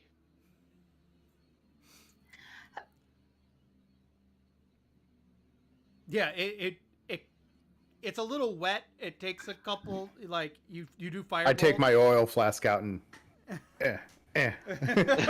shake some oil onto it. It's just Chris shaking oil on it while I'm just like literally like Yeah. it's a cantrip, so he's just like a palm striker. It takes a little bit of time. You don't have a problem. Like a Roman candle. Yeah. As the tree then is fully engulfed in flames. You then see him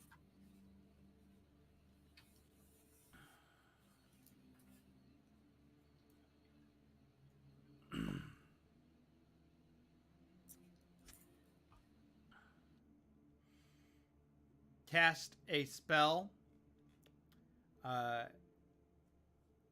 as you see that he's arranging the smoke to change and morph in the wind.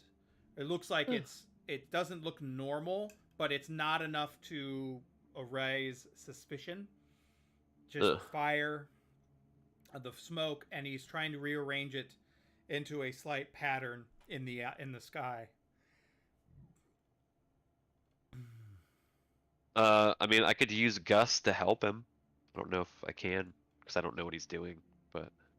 It just looks like he's trying to make it slightly not normal, so that it looks like almost like some sort of ruin up in the sky from the smoke. Like when it says sex in the Lion King in the little column.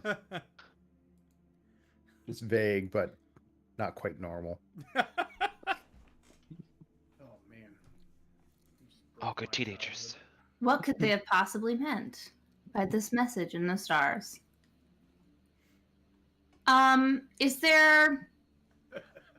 Can I ask Orin, is there anything else that we can do Like, do we need to start rebuilding?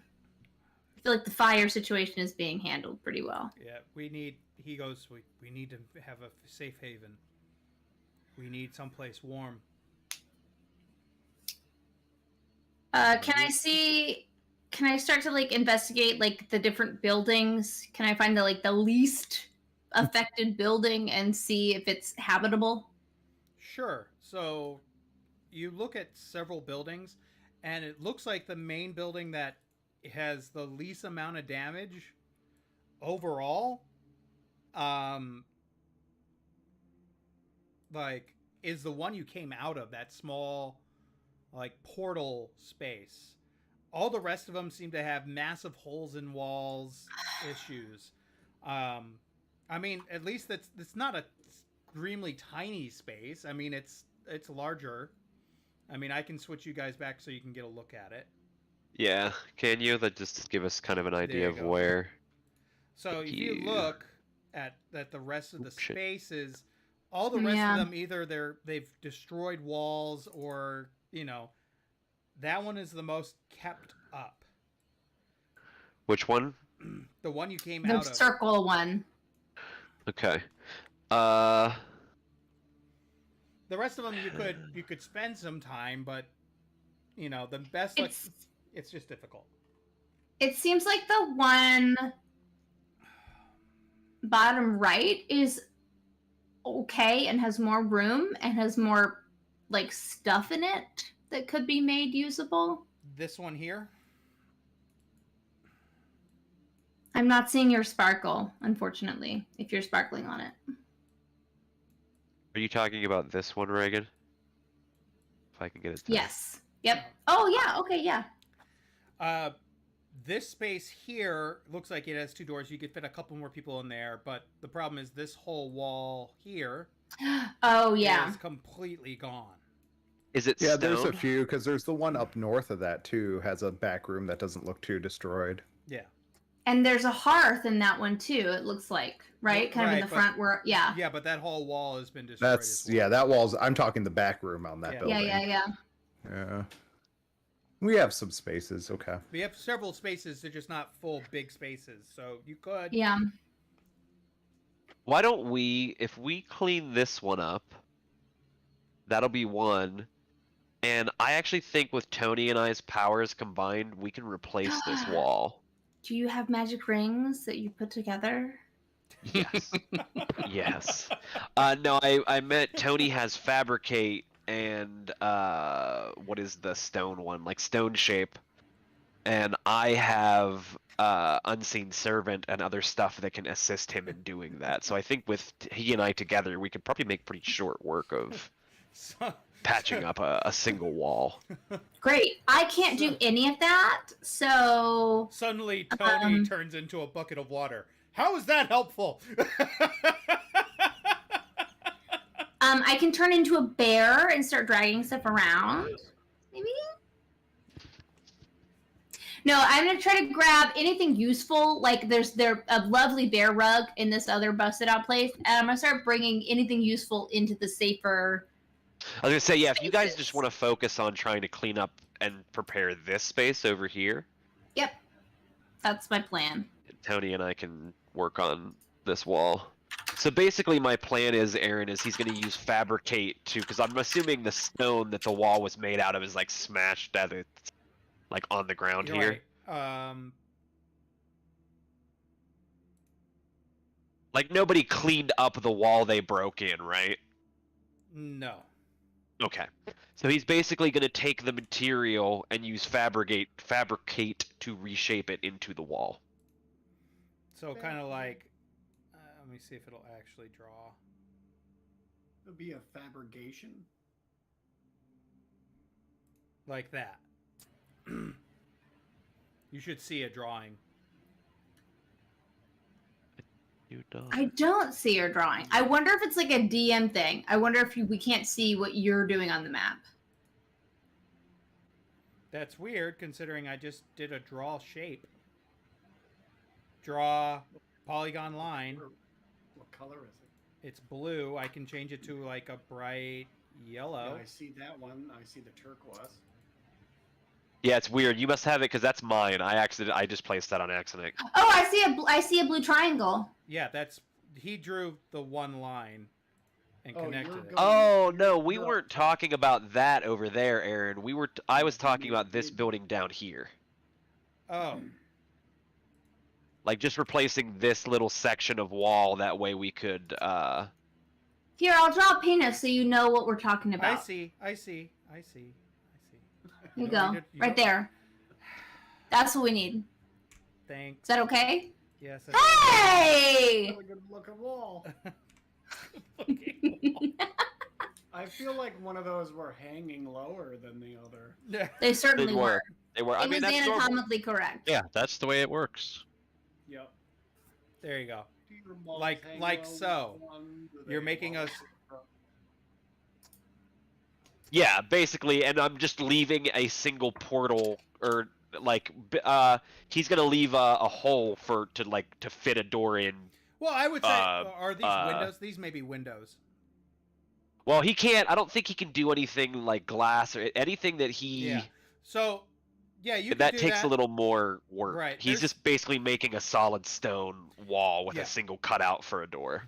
Okay. Not like there's not even a door in it. Him and I are gonna have to fit a door into Sure. that space. But And you Can see do that. like a nice keystone archway? Yeah, Is that and you possible? see that like above you, like there is like a semi roof there, but there's a hole there. But that may be perfect for you to set like a fire or something of that nature in that Yeah. space without being a problem. I can start doing like normal little fires in these spaces to like preheat them And like an oven. all right, Aaron, and then I just while Tony's fixing the wall after he gets that and starts working on. I'm assuming he's just gonna, since he's like a craftsman, he just makes the door traditionally to not burn more spell slots. mm-hmm. And while he's doing that, I'm gonna have the doctor use the unseen servant to start cleaning up the debris. God damn it, cleaning up the debris over here. Okay. Look You at see, them using spells, and I use brute force to clean up debris because I'm an NCO and just do labor. Yep. Yep. I have no magical skills to help There's me the- here, so I'm just There's, gonna. there's the difference between a commissioned and a non-commissioned officer right there, writ large. The NCO gets to order somebody else to do it, or the commissioned officer gets to order somebody else to do it. that actually just reminded me the recent call for what's going on in Ukraine.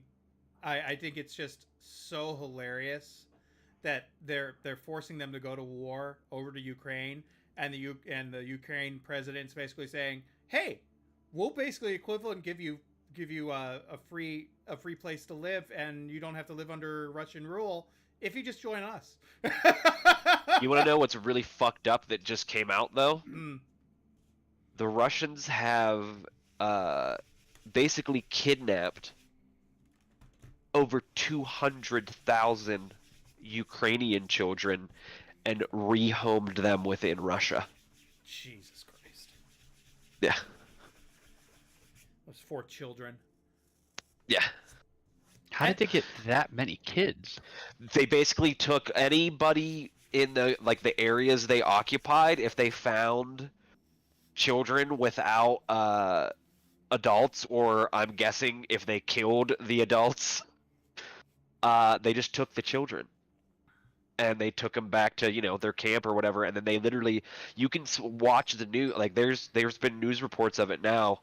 There are literal flights arriving in Russia from Ukraine, filled, literal planes full of children, unattended Mhm. children. And Putin himself called them the future of Russia in an address. Jesus. Future of Russia. I think the funniest thing that came out of it, though, in the end, because I just smirked, it's not funny, but I think the funniest thing I've seen is they were near Chernobyl, and the Russians started digging holes for whatever reason, and they all came down with illness, and the Ukrainians are going, "You're idiots. See you later." They all became deathly ill with radiation poisoning because they were digging in those forests outside Yeah, of they Chernobyl. dug below the topsoil that's already started to It lose doesn't- some of the radiation. It doesn't take much. It's barely a foot, and they'll get into the radiated areas. Like, you're a bunch of But- morons.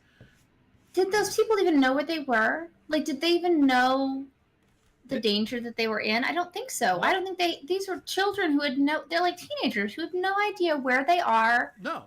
and they don't know. Right. Actually, I'm pretty sure that northern division that came in through that corridor were the ones that they told they were going to be Was doing it training? training Yeah. exercise in Georgia. Right. I don't have much sympathy for these soldiers. I really don't. I mean, I do to some point, but I'm sorry, somebody ordered them to dig holes there. So somebody above them told them to do that, which was idiotic. Somebody with more common sense. Oh, but that's because they're expendable. They don't care about these Well, people. Chernobyl's Probably a don't perfect think example they check. anyways. They were human machines. So, I mean, same thing with our. I was watching a video of there was a training officer who was telling these people who were about to be going out that the only thing that the Russian army provides is the uniform. That's it. They need to go find a sleeping bag. They need to go find like medical supplies. They were telling them, ask your sisters and your mothers for tampons and pads to help stop bleeding, to help with like, I don't know, other stuff. And it's like, Wound packing. I mean, I was gonna say actually tampons are great for packing wounds. No, they that's are. actually what they were originally designed for. so but like they're not provided with anything. They're provided with their weapon and their uniform, and that's it. Yeah. And it's just like, how is this setting Right. these people up to be successful in this mission? I They're mean, it's not. They're so just. I They're don't just understand. Cannon, they're just cannon fodder, and now they're facing off like molded soldiers in the Ukraine that have been like just battle tested.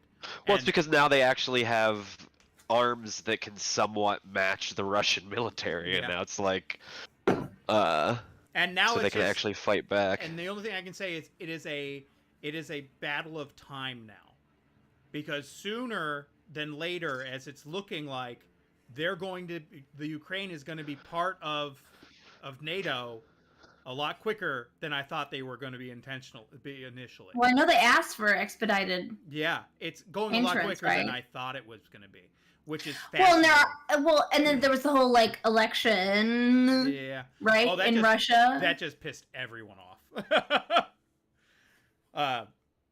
It's just amazing. Like, it's going a lot faster than I thought they would, because like 6 months ago they said this happened, and they said like the United Nations and NATO were not very keen on having the Ukraine added to NATO, but it's edging closer and closer. If they survive, it could end up being very bad for everyone else, because it could start a massive war, but Yeah, I mean, it's justified. Ukraine but- joining NATO is what the whole thing was all about. Like, that's Right. what Russia was pissed about. Mhm. And the ironic thing is that they just drove them. further to it. closer.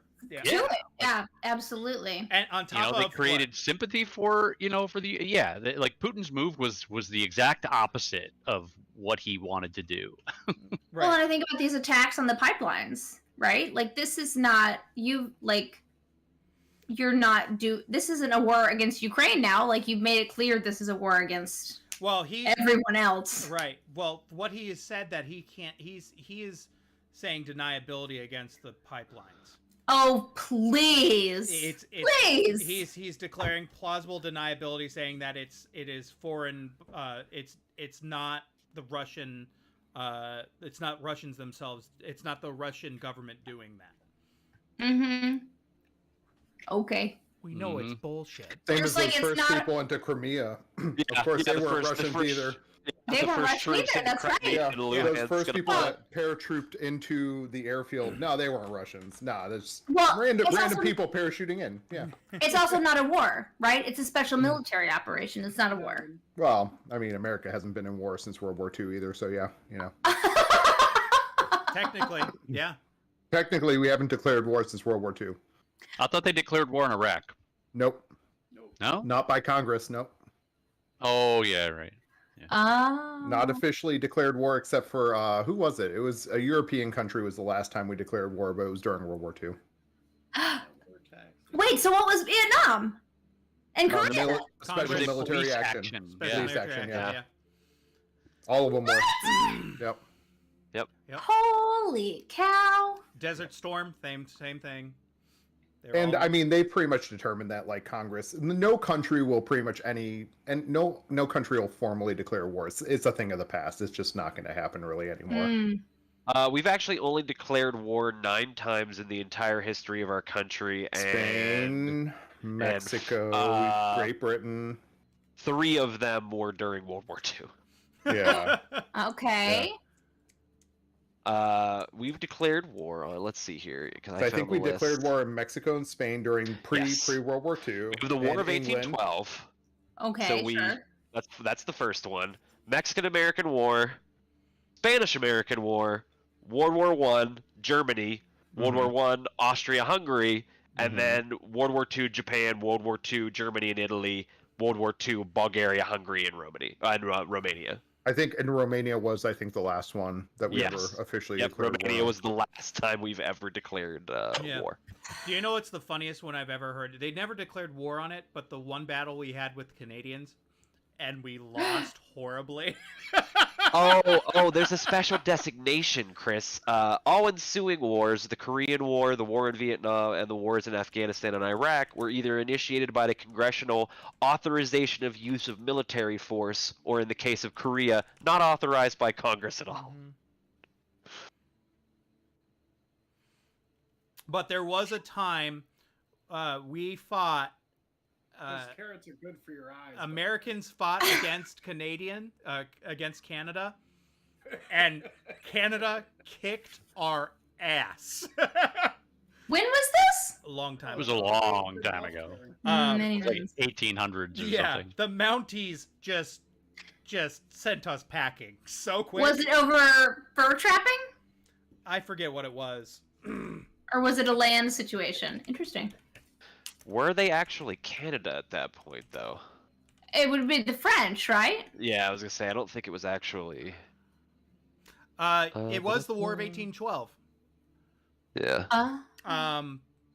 Yeah, that's what I thought. But by then, the Canadian a lot of the Canadian, this basis of what they considered their soldiers and stuff is where a lot of the Canadian Mounties and other things came from, So, it hasn't changed much, and they just killed the War of 1812.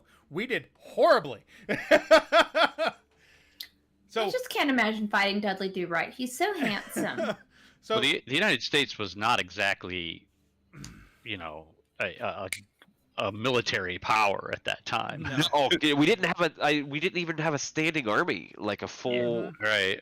Yeah. I mean, we did, but I meant anything that could stand up to the fucking British Empire. Yeah. But Right. I still will argue that I think Canada has more to them than you would ever think. They're just quiet giants that don't fuck with the quiet giants because they will take your head off. Actually, it was. They fought that next to was- us in every single war, fighting what was it? Yeah. What beach was it when we were at Omaha, Utah, or were they gold? Yes. Gold? I think they were gold because they were one of the ones that took the heavier casualties, weren't they? Yeah. No, Canada's been right alongside of U.S. in every The Canadians major modern. and the Australians never get enough credit, Yeah. and they always get sent into the fucking meat grinder too. Yeah. Yep. So I was like, they're here, right there take- alongside with take us. Northern Africa. Wasn't there a Scots Australian man that wore a kilt? Absolutely. He wore a kilt Absolutely. into war with a sword during World Yes, War One or he World carried a War Two. broadsword.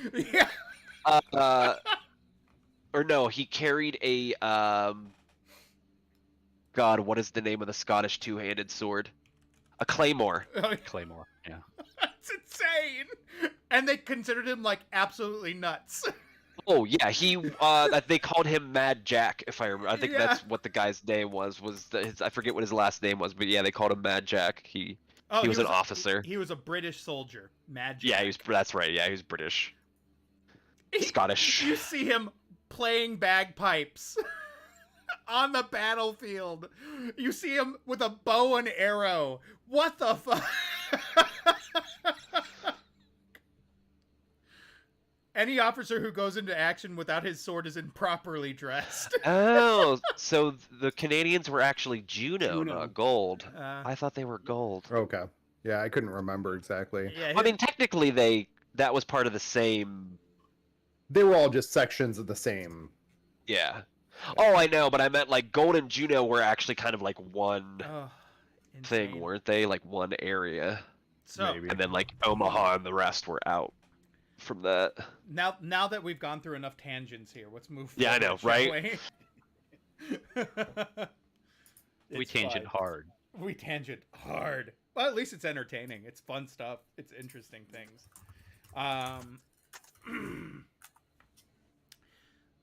You guys spend some time here cleaning up, clearing up. You guys can take a short rest at this time if you'd like. It's better than Yep. nothing. Yep. Use up your hit points your hit dice as you see fit. I've not been hit at all. So No, what can I do with my hit die again? that I just gives- choose. it just gives you hit points back. It gives you health back. But Yeah, if you've taken damage. If you haven't taken damage, it's not. Okay. Well, I've not done anything. So do I don't get any spells or anything. It's just hit dice. no, only You might get like an ability or something. It's worth to hit the button in D&D Beyond just to see if it unchecks like a box or Mhm. something. I think the only ability I used was after a long rest that it'll reset. Oh yeah, yeah. Then probably won't get My anything. blade song and the quickening of the thing. right. Did I say action surge or whatever? So, you Oh guys, no, action surge is a short rest. Oh, There you Great. go. Like I said, you might get something back. Dice, so let's see, automatically apply. So, you guys create this large fire from this tree, and it's gonna burn for a while.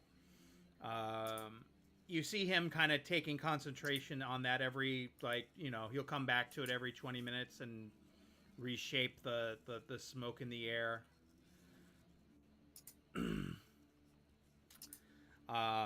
But then he comes back, helps you guys like try to create a couple spaces here and there. He starts grabbing like a couple of chairs here and there around that fire, around the fire of that tree, because, well, it's a heat source. Why wouldn't you have someplace you could sit? We're taking a short rest, right? Yeah, short rest. Mm-hmm. Which does help wizards. No, it's you regain spell slots on a long rest. Oh, I thought wizards do get something back. There is something. I don't know if it's all of them, but there is something where they can get spell Oh, slots back. it's on a short rest. It's just for some Arcane. reason it's arcane recovery, but for Yeah. some reason in the sheet and beyond it says long rest beside it, even though it says short rest in the description. That's just what was fucking me up. Hmm. You get like half of your spell slots back or something like that on a short Yeah. rest. Oh, it's because you can only do it one time per long rest. Like you can't take a bunch of short rests to regain more spell slots Oh, that until makes you sense. take a long rest. That's why it's written, why it's Hmm. noted that way. Okay, I get it. It actually does make sense. So no one takes advantage of it. Yeah. And keeps clicking on it. That makes sense. Alright, I get my 5th level spell slot back. Woo! And you know what? Why the fuck not? You guys get to level up.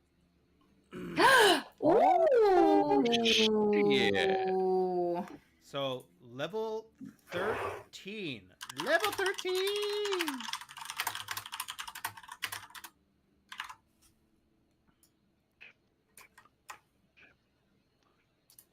$13 is a good. It could be a good thing for some of you. I don't know. I only need one more to get those 3 attacks. That's me from my last ASI. like, come on, 20.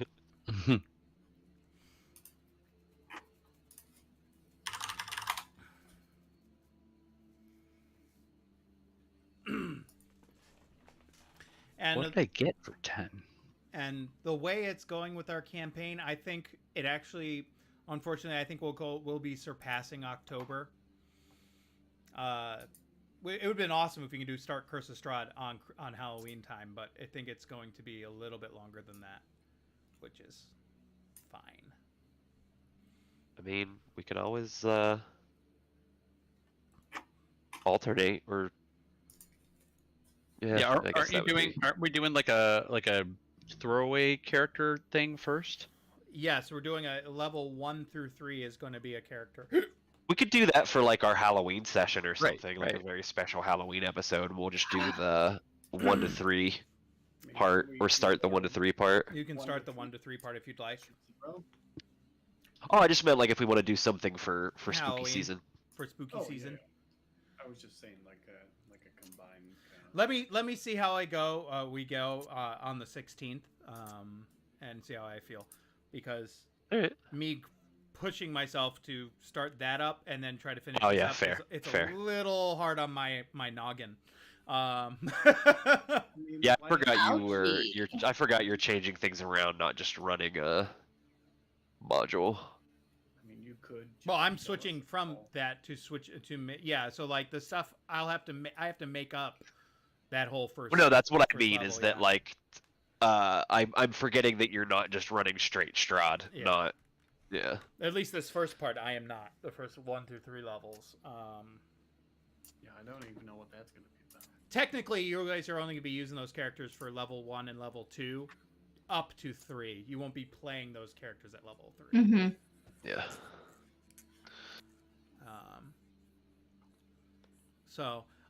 But yeah, Curse of Strahd is very exciting to me. Got just a little bit left to read on the book, and then read it again, as you do. I'm sure Greg understands. It's a lot. Curse of Strahd is it's a lot in one book. Yeah. And even then, I'm probably gonna miss stuff, and be like, "Damn it, I missed this."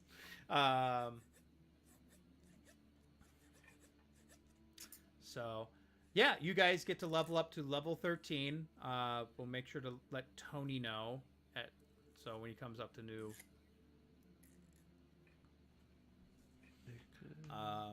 Does anybody get anything exciting at level 13? Yay or nay? I leveled up in fighter to level 9 fighter, and that gives me indomitable. Nice. So that's fun.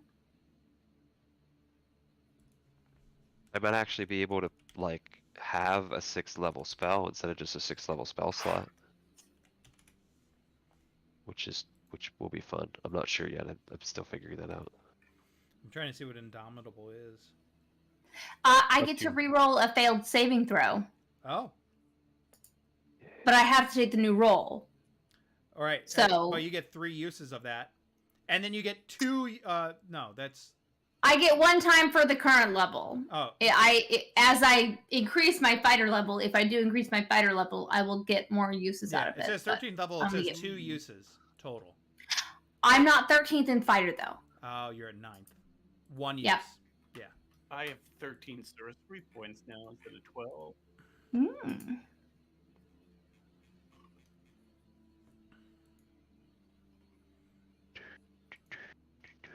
And also, I have a 7th level spell slot. Ooh. I have a 7th level spell slot. I don't have a 7th level spell, unfortunately. Yeah, but So you, at level 13, I have advantage on initiative rolls, and Aaron, you can no longer ever surprise me in battle. okay. No, so bad guys can never surprise me, at least. You bastards. And the first creature I hit, if I hit a creature during the first round of combat, the first creature I hit, everybody in the group has advantage on. Jesus. So it'd be great for you to be one of the first persons to fight. That's the idea with the advantage on initiative rolls. Yeah, hopefully you go first, and then Yeah. if you do hit your creature, then everybody else has initiative as well, Yeah. or advantage as well. Yeah, Derek, you are a powerhouse at 13. You have one 7th level spell slot. My Witch Bolt is equivalent of 84 points. Oh my god.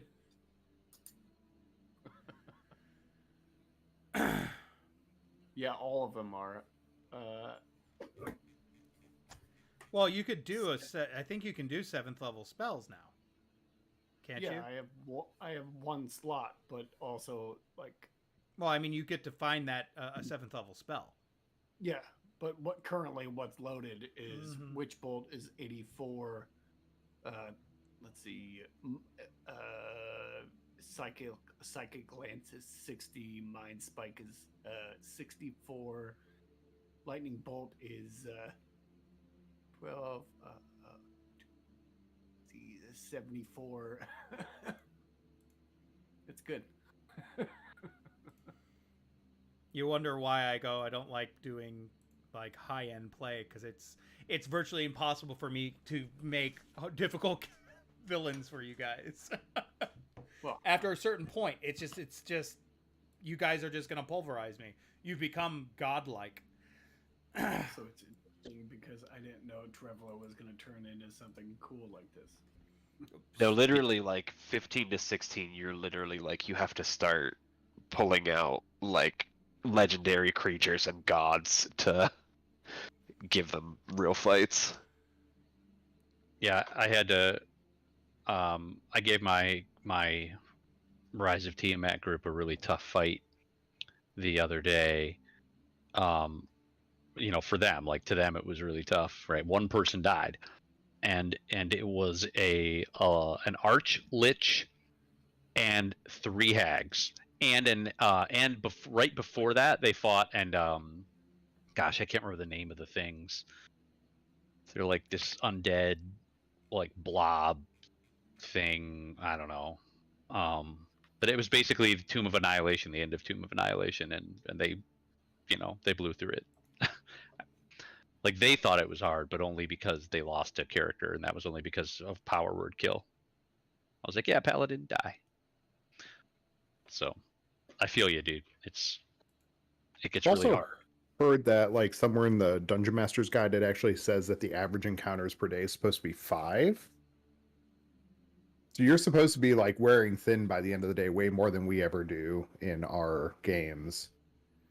You're right, because we're more story driven than we are. Yeah.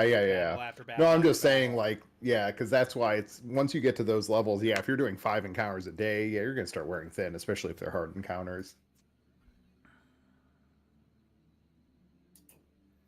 Anybody else get anything exciting? Probably not. Like, I know because you're so multi-classed, Brandon, that you are. What did you pick? Wizard. I'm going wizard for most of my. It just depends on how far we go, but also nothing has really happened that I think would be sorcerer instead of wizard. He's been studying things, not like exposed to anything. Ugh.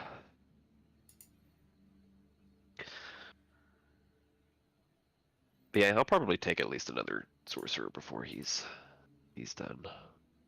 Story allowing. Yeah, I just don't see you guys going. There's not much more I can give you. Yeah. You're definitely going to spend a couple more sessions on this planet. At least I'll try to. It all depends on what you guys do. So, as you guys are collecting things and getting through your time, taking a short rest, collecting wood, collecting whatever stuff is actually usable. A couple of tables here and there, maybe some supplies, some fabric that can be useful for wounds, for whatever you need. A couple of blankets here and there. You do find some like dried goods sitting around. But, I mean, revenants, I don't think, need to eat or anything like that, right? I don't think so. But it's just something they, they have.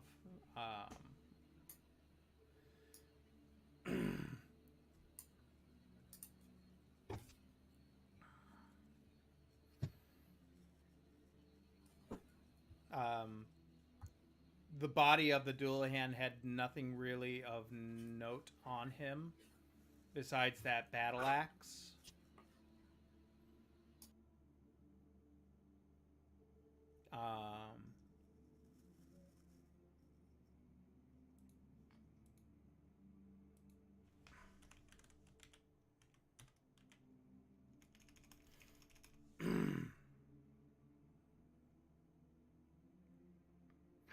It got very quiet, but it was only because Reagan muted her mic.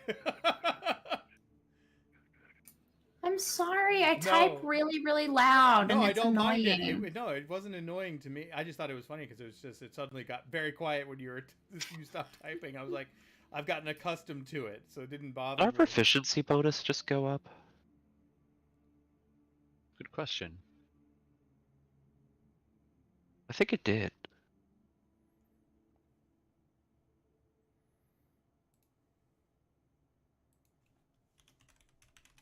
It did. Nice. And I got an extra D6 on sneak attack. Yay. Check. 7d6 for sneak attack now.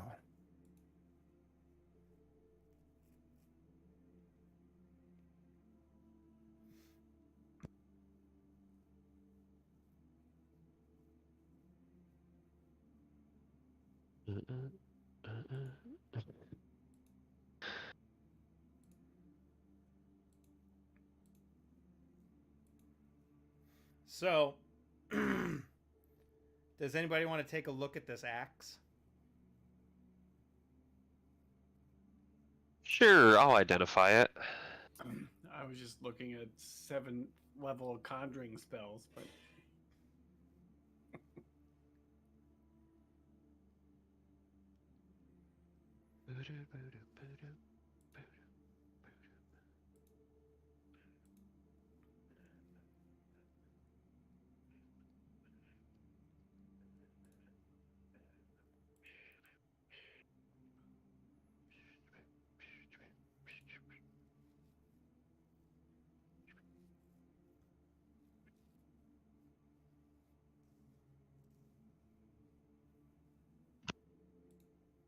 oh man, crown of stars. I turned into Jesus, huh? Crown of Stars is actually a pretty fun spell. You could do some pretty high damage with Crown of Stars. I'll show you a finger of death. Plane shift.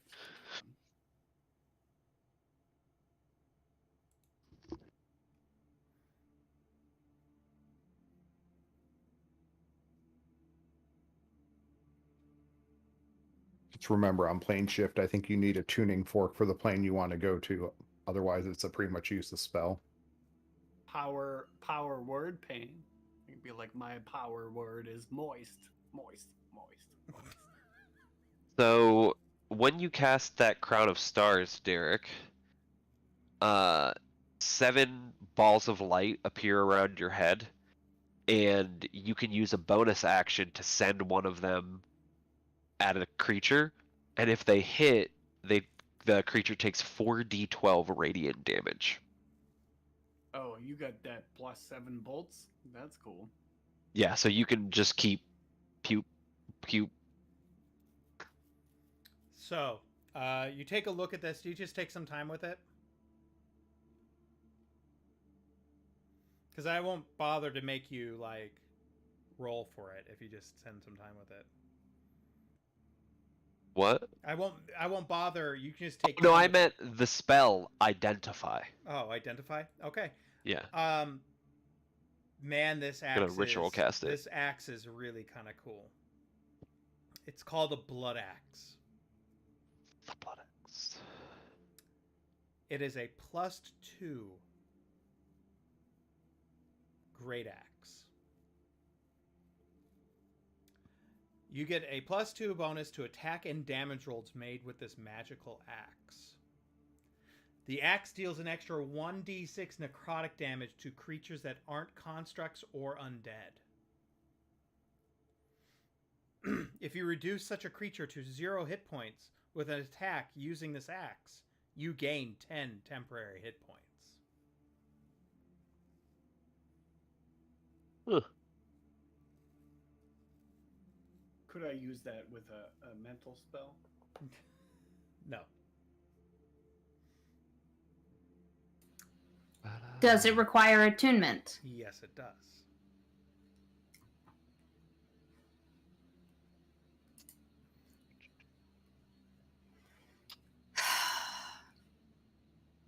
I mean, we're going to take it with us, but like, I have all of my attuned items, and my current great axe / gun doesn't require attunement.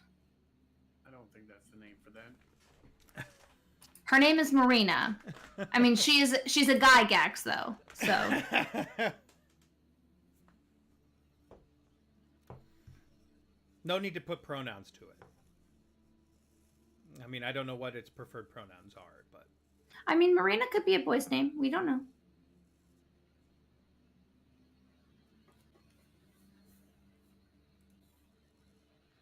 so it is called a blood axe. Yes, it is from it. Grog Strongjaw was the one that carried it from Vox Machina. Ooh. But it seemed also- to fit. It seemed to fit this type of character carrying it. I totally forgot this, Reagan, but you actually can't use your blade song while using a two-handed weapon. Yeah, I re-upped it I did after I'd not- used my. Yeah, I totally forgot about that. I remember that. Yeah. Huh. That's why she switched to her rapier. Yeah, no, Mhm. that wasn't like a correcting your thing. That was Yeah. I totally forgot that about. I know. Well, Blade and that, Singer. yeah, you can't use a double-handed weapon, and you also can't have like medium or heavy The armor. armor. So Yeah, Mhm. yeah, that part I remembered. I forgot that you couldn't use a two-handed weapon.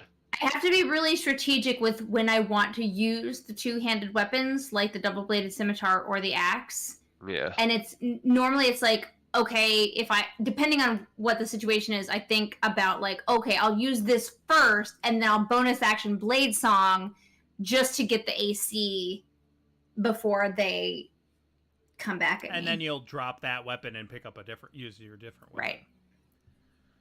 Right. Strategery, Strategery. which I'm not great at, but I'm working on it. Actually, honestly, playing this character has been really Different. challenging and difficult just because it's a completely different mindset from playing like just straight like spellcaster.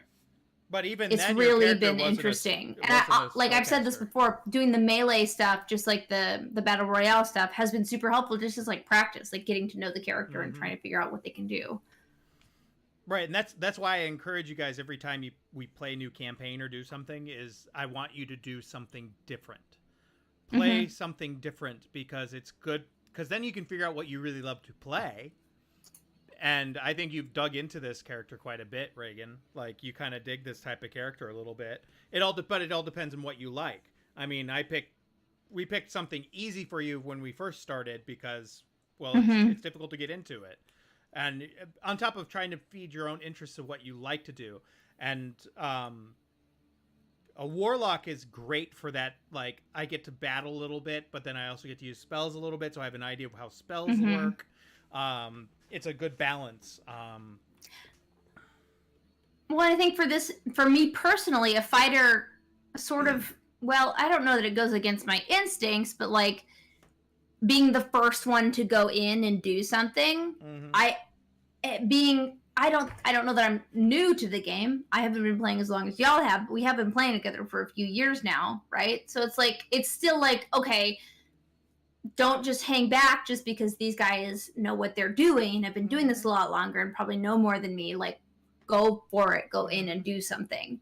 Right, and that impulse is stronger with this type of character, Right, because she and- has to be closer to do Mhm. what she can do best. Right, and same with like, and also learning over time. Like I love that you're picking more of an for your next character. You're picking more of a sneaky assassin based character. I'm excited about. But and then you're paying like even before that, the other character you're picking is more of a support type character. Yeah.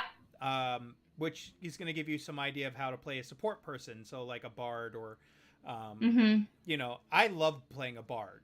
That's one of my favorite classes to play because it's underutilized. It's and you can play them to be more aggressive, but man, a lore bard is so much fun to play and screw with everyone, and you know. Yep. My favorite subclass in the game. And Well, in 5e, I should say. And Critical Role proves that with basically what I consider one of the biggest heroes that they ever created, which was their bard character, Scanlan. I mean, he played him off as he was originally going to be a joke character. Like, he wasn't taking it seriously, and he ended up being one of the most clutch characters for Critical Role in their success. Their whole entire campaign. Without magical secrets, man. Without Scanlan, they would not have succeeded in their campaign. They would not have. They would have lost. You can do weird combos with magical secrets that will let you do things that absolutely no other class can do. Right. And Scanlan saved the day. He did. And it's why it's such a great show, man. Just they push out the good stuff out of each character class. But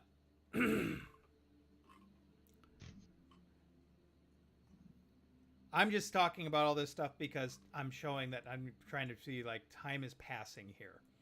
A little bit of it's gone quiet for a couple hours, then you start seeing a female show up. You see what looks like a 15-year-old, 16-year-old child show up into this town. You see a large, burly man show up. Either with makeshift clothing or something or other that is, you know, they've either scrounged or gotten together or they've come naked and afraid. Naked and afraid. These poor people, so naked, so afraid. They've been literally tortured over and over again. Murdered, brought back to life. Murdered, brought back to life. Each time losing bits and pieces of themselves. As he starts collecting them. He's trying, and by the time it gets to nightfall, maybe 8 more people total show up.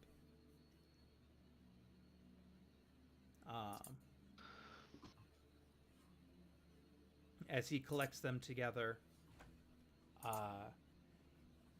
he starts getting their supply. Like, you see, like,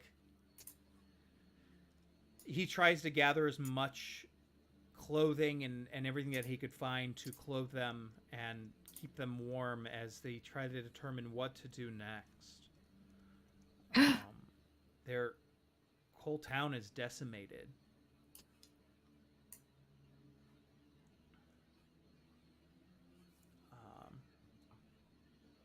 But they have each other.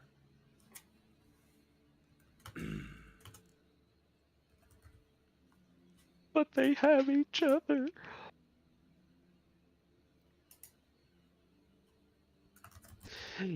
It takes a village. Yeah. But if you really start to really think about it, what's their likelihood that they'll survive this? That they can move forward? I mean, they're revenants. They'll survive anything. They can. Well, they could. But... Well, you said they are surviving until they complete their mission or purpose for being here. Mm-hmm. Which Yeah. is trying to save their planet.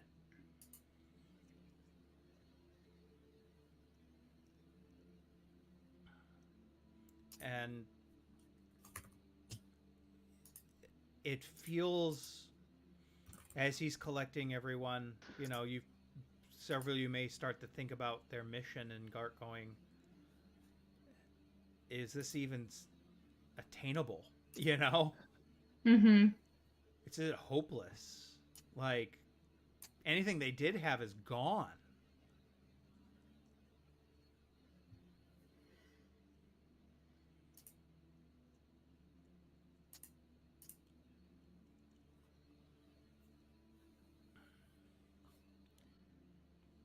And it is semi heartbreaking that they just may live on in forever the way they are.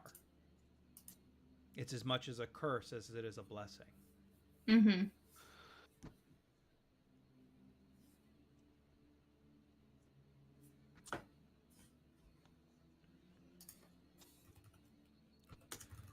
So during this time, Aaron, can we spend any time talking to them? Because I'd like to know more Sure. about this tower and Yeah, you know what their woes are. sure.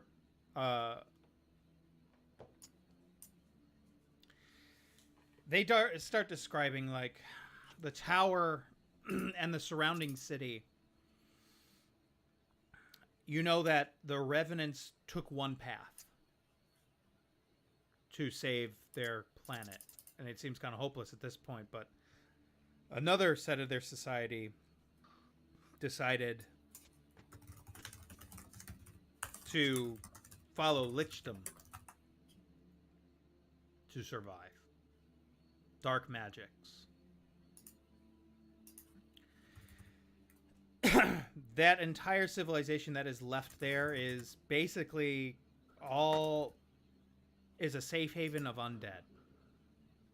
Now, it doesn't necessarily mean that all undead are evil on this planet. Not necessarily good, but they just, they just don't really care a whole lot about the living. If they're probably indifferent about the living, if they do care, you know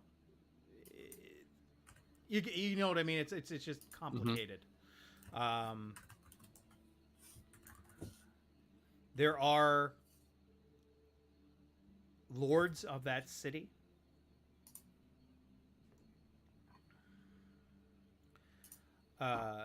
Those said lords. When you say city, do you mean the tower? The tower, the necropolis. Okay. One tower. Oh, the tower is the necropolis. Okay. Yeah, Mm-hmm. and surrounding it is a city that surrounds the necropolis overall. So, there are 5 other lords that rule over the city.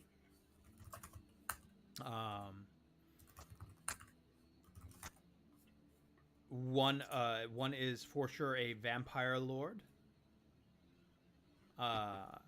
who has a ongoing trade in live people, as it were, or creatures to keep him happy.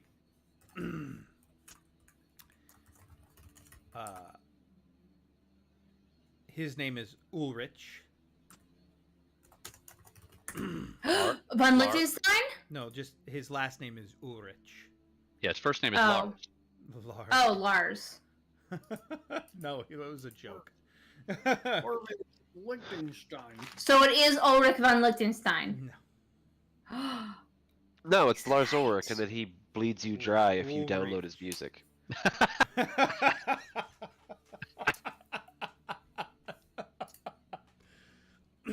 Half truth. No.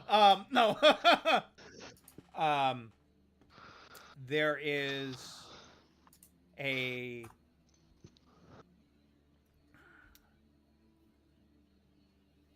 the other four. One is a banshee. The other one is a what's it called? What's her name? Not her name, but it's a hag. Hmm. And her coven.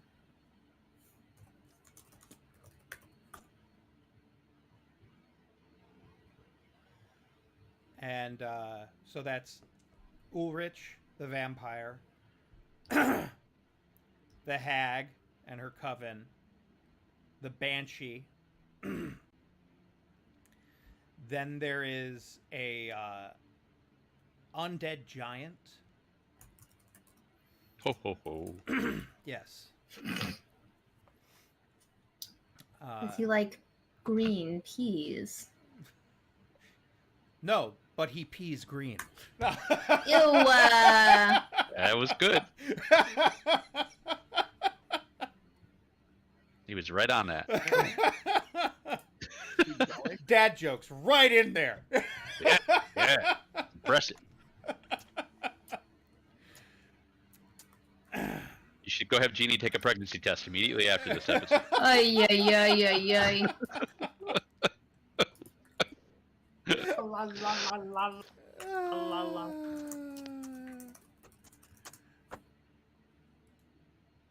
Spit fire. Oh, and I'm trying to think of any other, like, on top of my head, another undead creature that could be a leader. I mean, they're liches. Death Knight. Yeah, let's say a Death Knight. That's a good one. What is that? A Death Knight? They're fun. Think of like the Lord of the Nazgul in Lord of the Rings. Like that's Yeah. basically Death Knight. I don't know if she The most knows. famous one is from Dragonlance. I can't remember his name. Lord Soth. Soth. I wanted to say Sod, but I know that's not right. Yeah, Lord Soth. Yeah. And Is then, there a Lord Thought? I mean, I guess there could be. no, yeah. I mean, He's thick. Reagan, you've seen Lord of the Rings, right? So you know the Power word. I have. It's really scary though, so I can't really watch it. So It's we those- did rewatch it just recently, but Yeah. it's very scary. Yeah, it's those. I am listening to the audiobooks, Yeah. the new Andy Serkis. Yeah. Oh my audiobooks. gosh, they're so good. My Yeah. daughter just He's- listened to them. Spectacular. He is. Yeah, Katie was Oh. like, it was Yeah, great because it was so the first He's time. so You know, I had read them to them, and then I think we listened to them an audiobook maybe a few years ago, but it wasn't the Andy Serkis. So she did it herself, like wanted to do it, wanted to listen to it, and so really it was almost like the first time she really read the books, Yeah. you know. Because you can tell, because she's 14 now, so she's starting to get to that point where she can really appreciate the language, and Mhm. Mhm. and it was so cute, man. She would text me like, "Oh my gosh, I just got to this part and it's so good," and I just my heart, man, it was so good. Yeah, so like think of the Nazgul as a good representation of a Death Knight. The Makes sense. the creepy. Hmm. That is a good representation. If I had to go even further, I'd say it's the Nazgul that cannot be killed by a man. Right, the Lord of the Nazgul, The yeah. Lord of the Nazgul. the would Witch, be perfect. the Witch King of Angmar. The Witch King that was killed by the woman at the end of the third movie. Of Yeah, Return it's of the King. definitely what they based Death Knights on. Like Lord Yeah. Soth was clearly inspired by Yeah. the Yeah. Lord of the Nazgul. So Dragonlance was heavily ripped from Tolkien. Yeah. Mm-hmm. Oh yeah. So there's these little pockets. Weiss and Hickman. End all be all of this discussion. You have these 5 rulers that basically control the city. Under one rule of this High King, basically, that lives in the tower.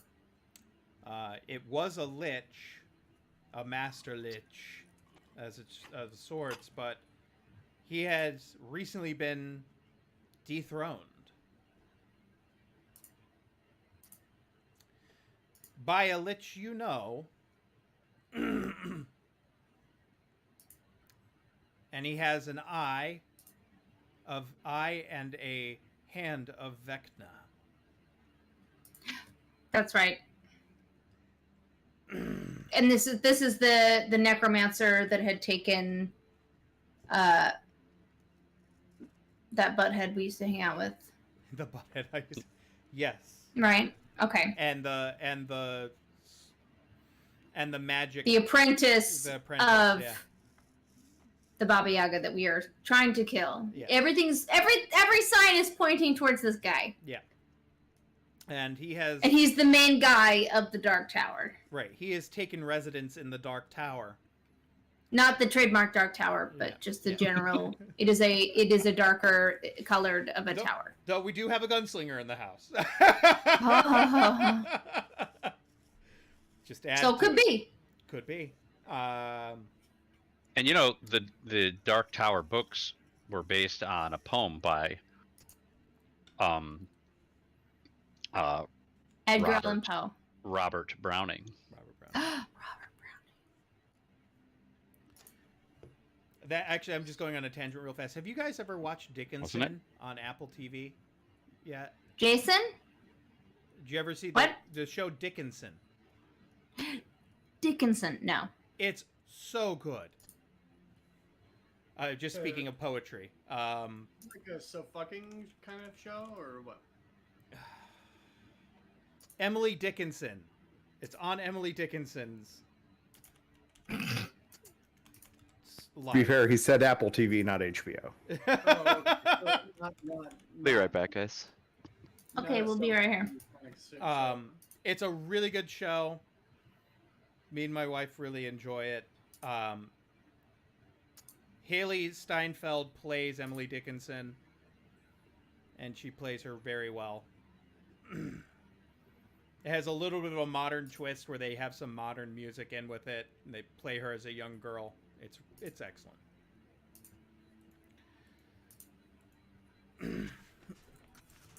So the hierarchy structure is like that, and it's like you said, for the last couple months it changed. I don't know what Derek's watching. Oh, sorry. Facebook shit. Go on. But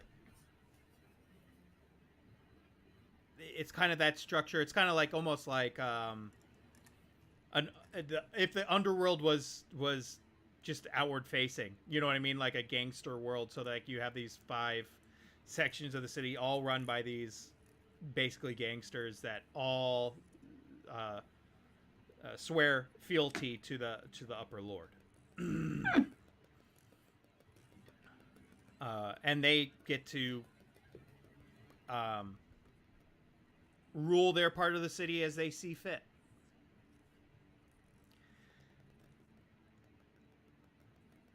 Now, they don't give you much more information than that.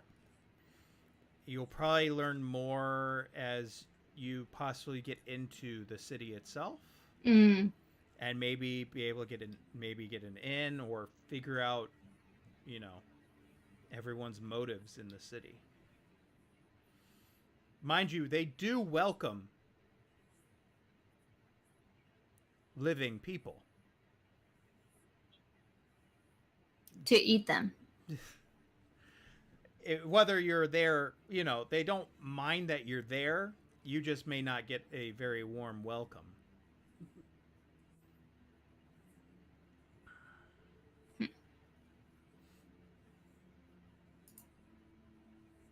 Because they have to trade.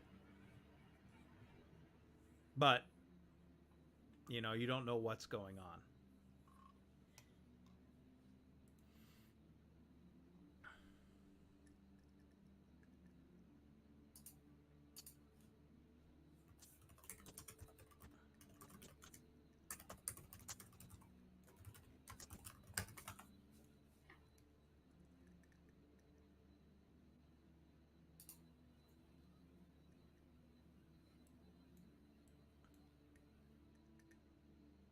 Cool. Does that help a lot, or give you some Yep. idea?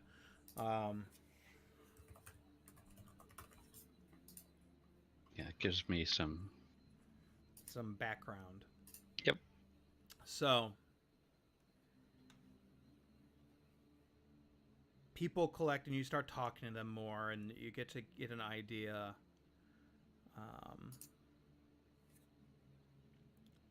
He can get you probably the next day. He has to replenish his spells. I'm okay with the next day as well, though.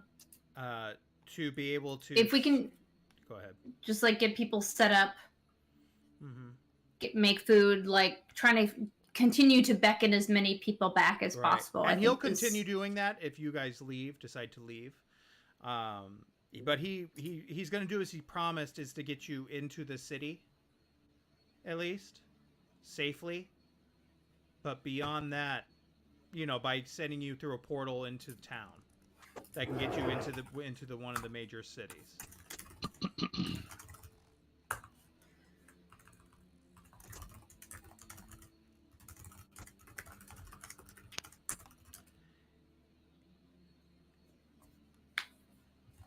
He knows that one of the the easiest ways to get in is through the city port of like the port where Urich takes care of, the vampire lord. He is the one that is most related to humans, and he's had a better relationship with him. Simply because he's a revenant and has spent more time with this lord, and is most human in all aspects. I mean, he still has some characteristics that deem him semi-reputable, whatever. I can't speak tonight. I'm done. reputable. Reputable. Thank you. So what would be, like, I guess, legitimate reasons why not undead people would be coming to the necropolis? Like, is there any reason that we could say that we would be there that would help us? I could pretend I'm bringing the rest of you to be vampire food, because nobody can really tell what I am from a look. There are always people that want to be undead.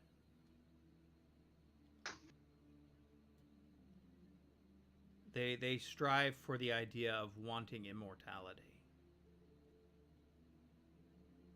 And it's not saying they're all undead in this city. Especially with vampire lords, they have their thralls. There are a lot. Some of them are living with hopes that they will have immortality. If they do enough work and time, they will be given immortality by their lord. This is why he says it's the best way into the city. You're less likely to be that noticeable walking through the city that is run by that lord than you would be any other.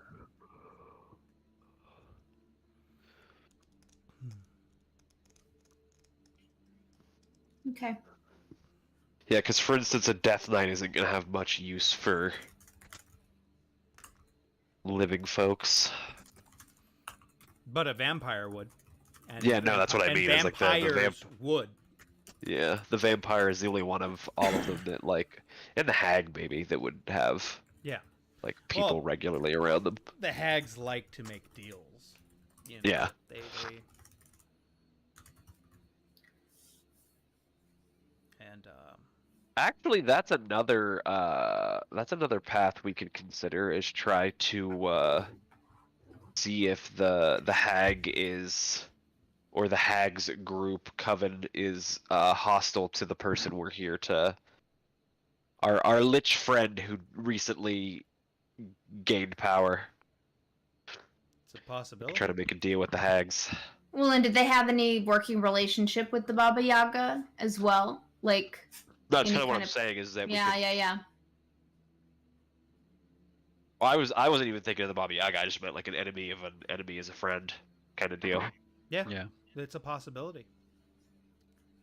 And you know, with that, guys, I'm gonna call it an evening, simply because of this, because there's a lot going on here, and I need a lot of building to do for the next 2 weeks, and I'm going on vacation. So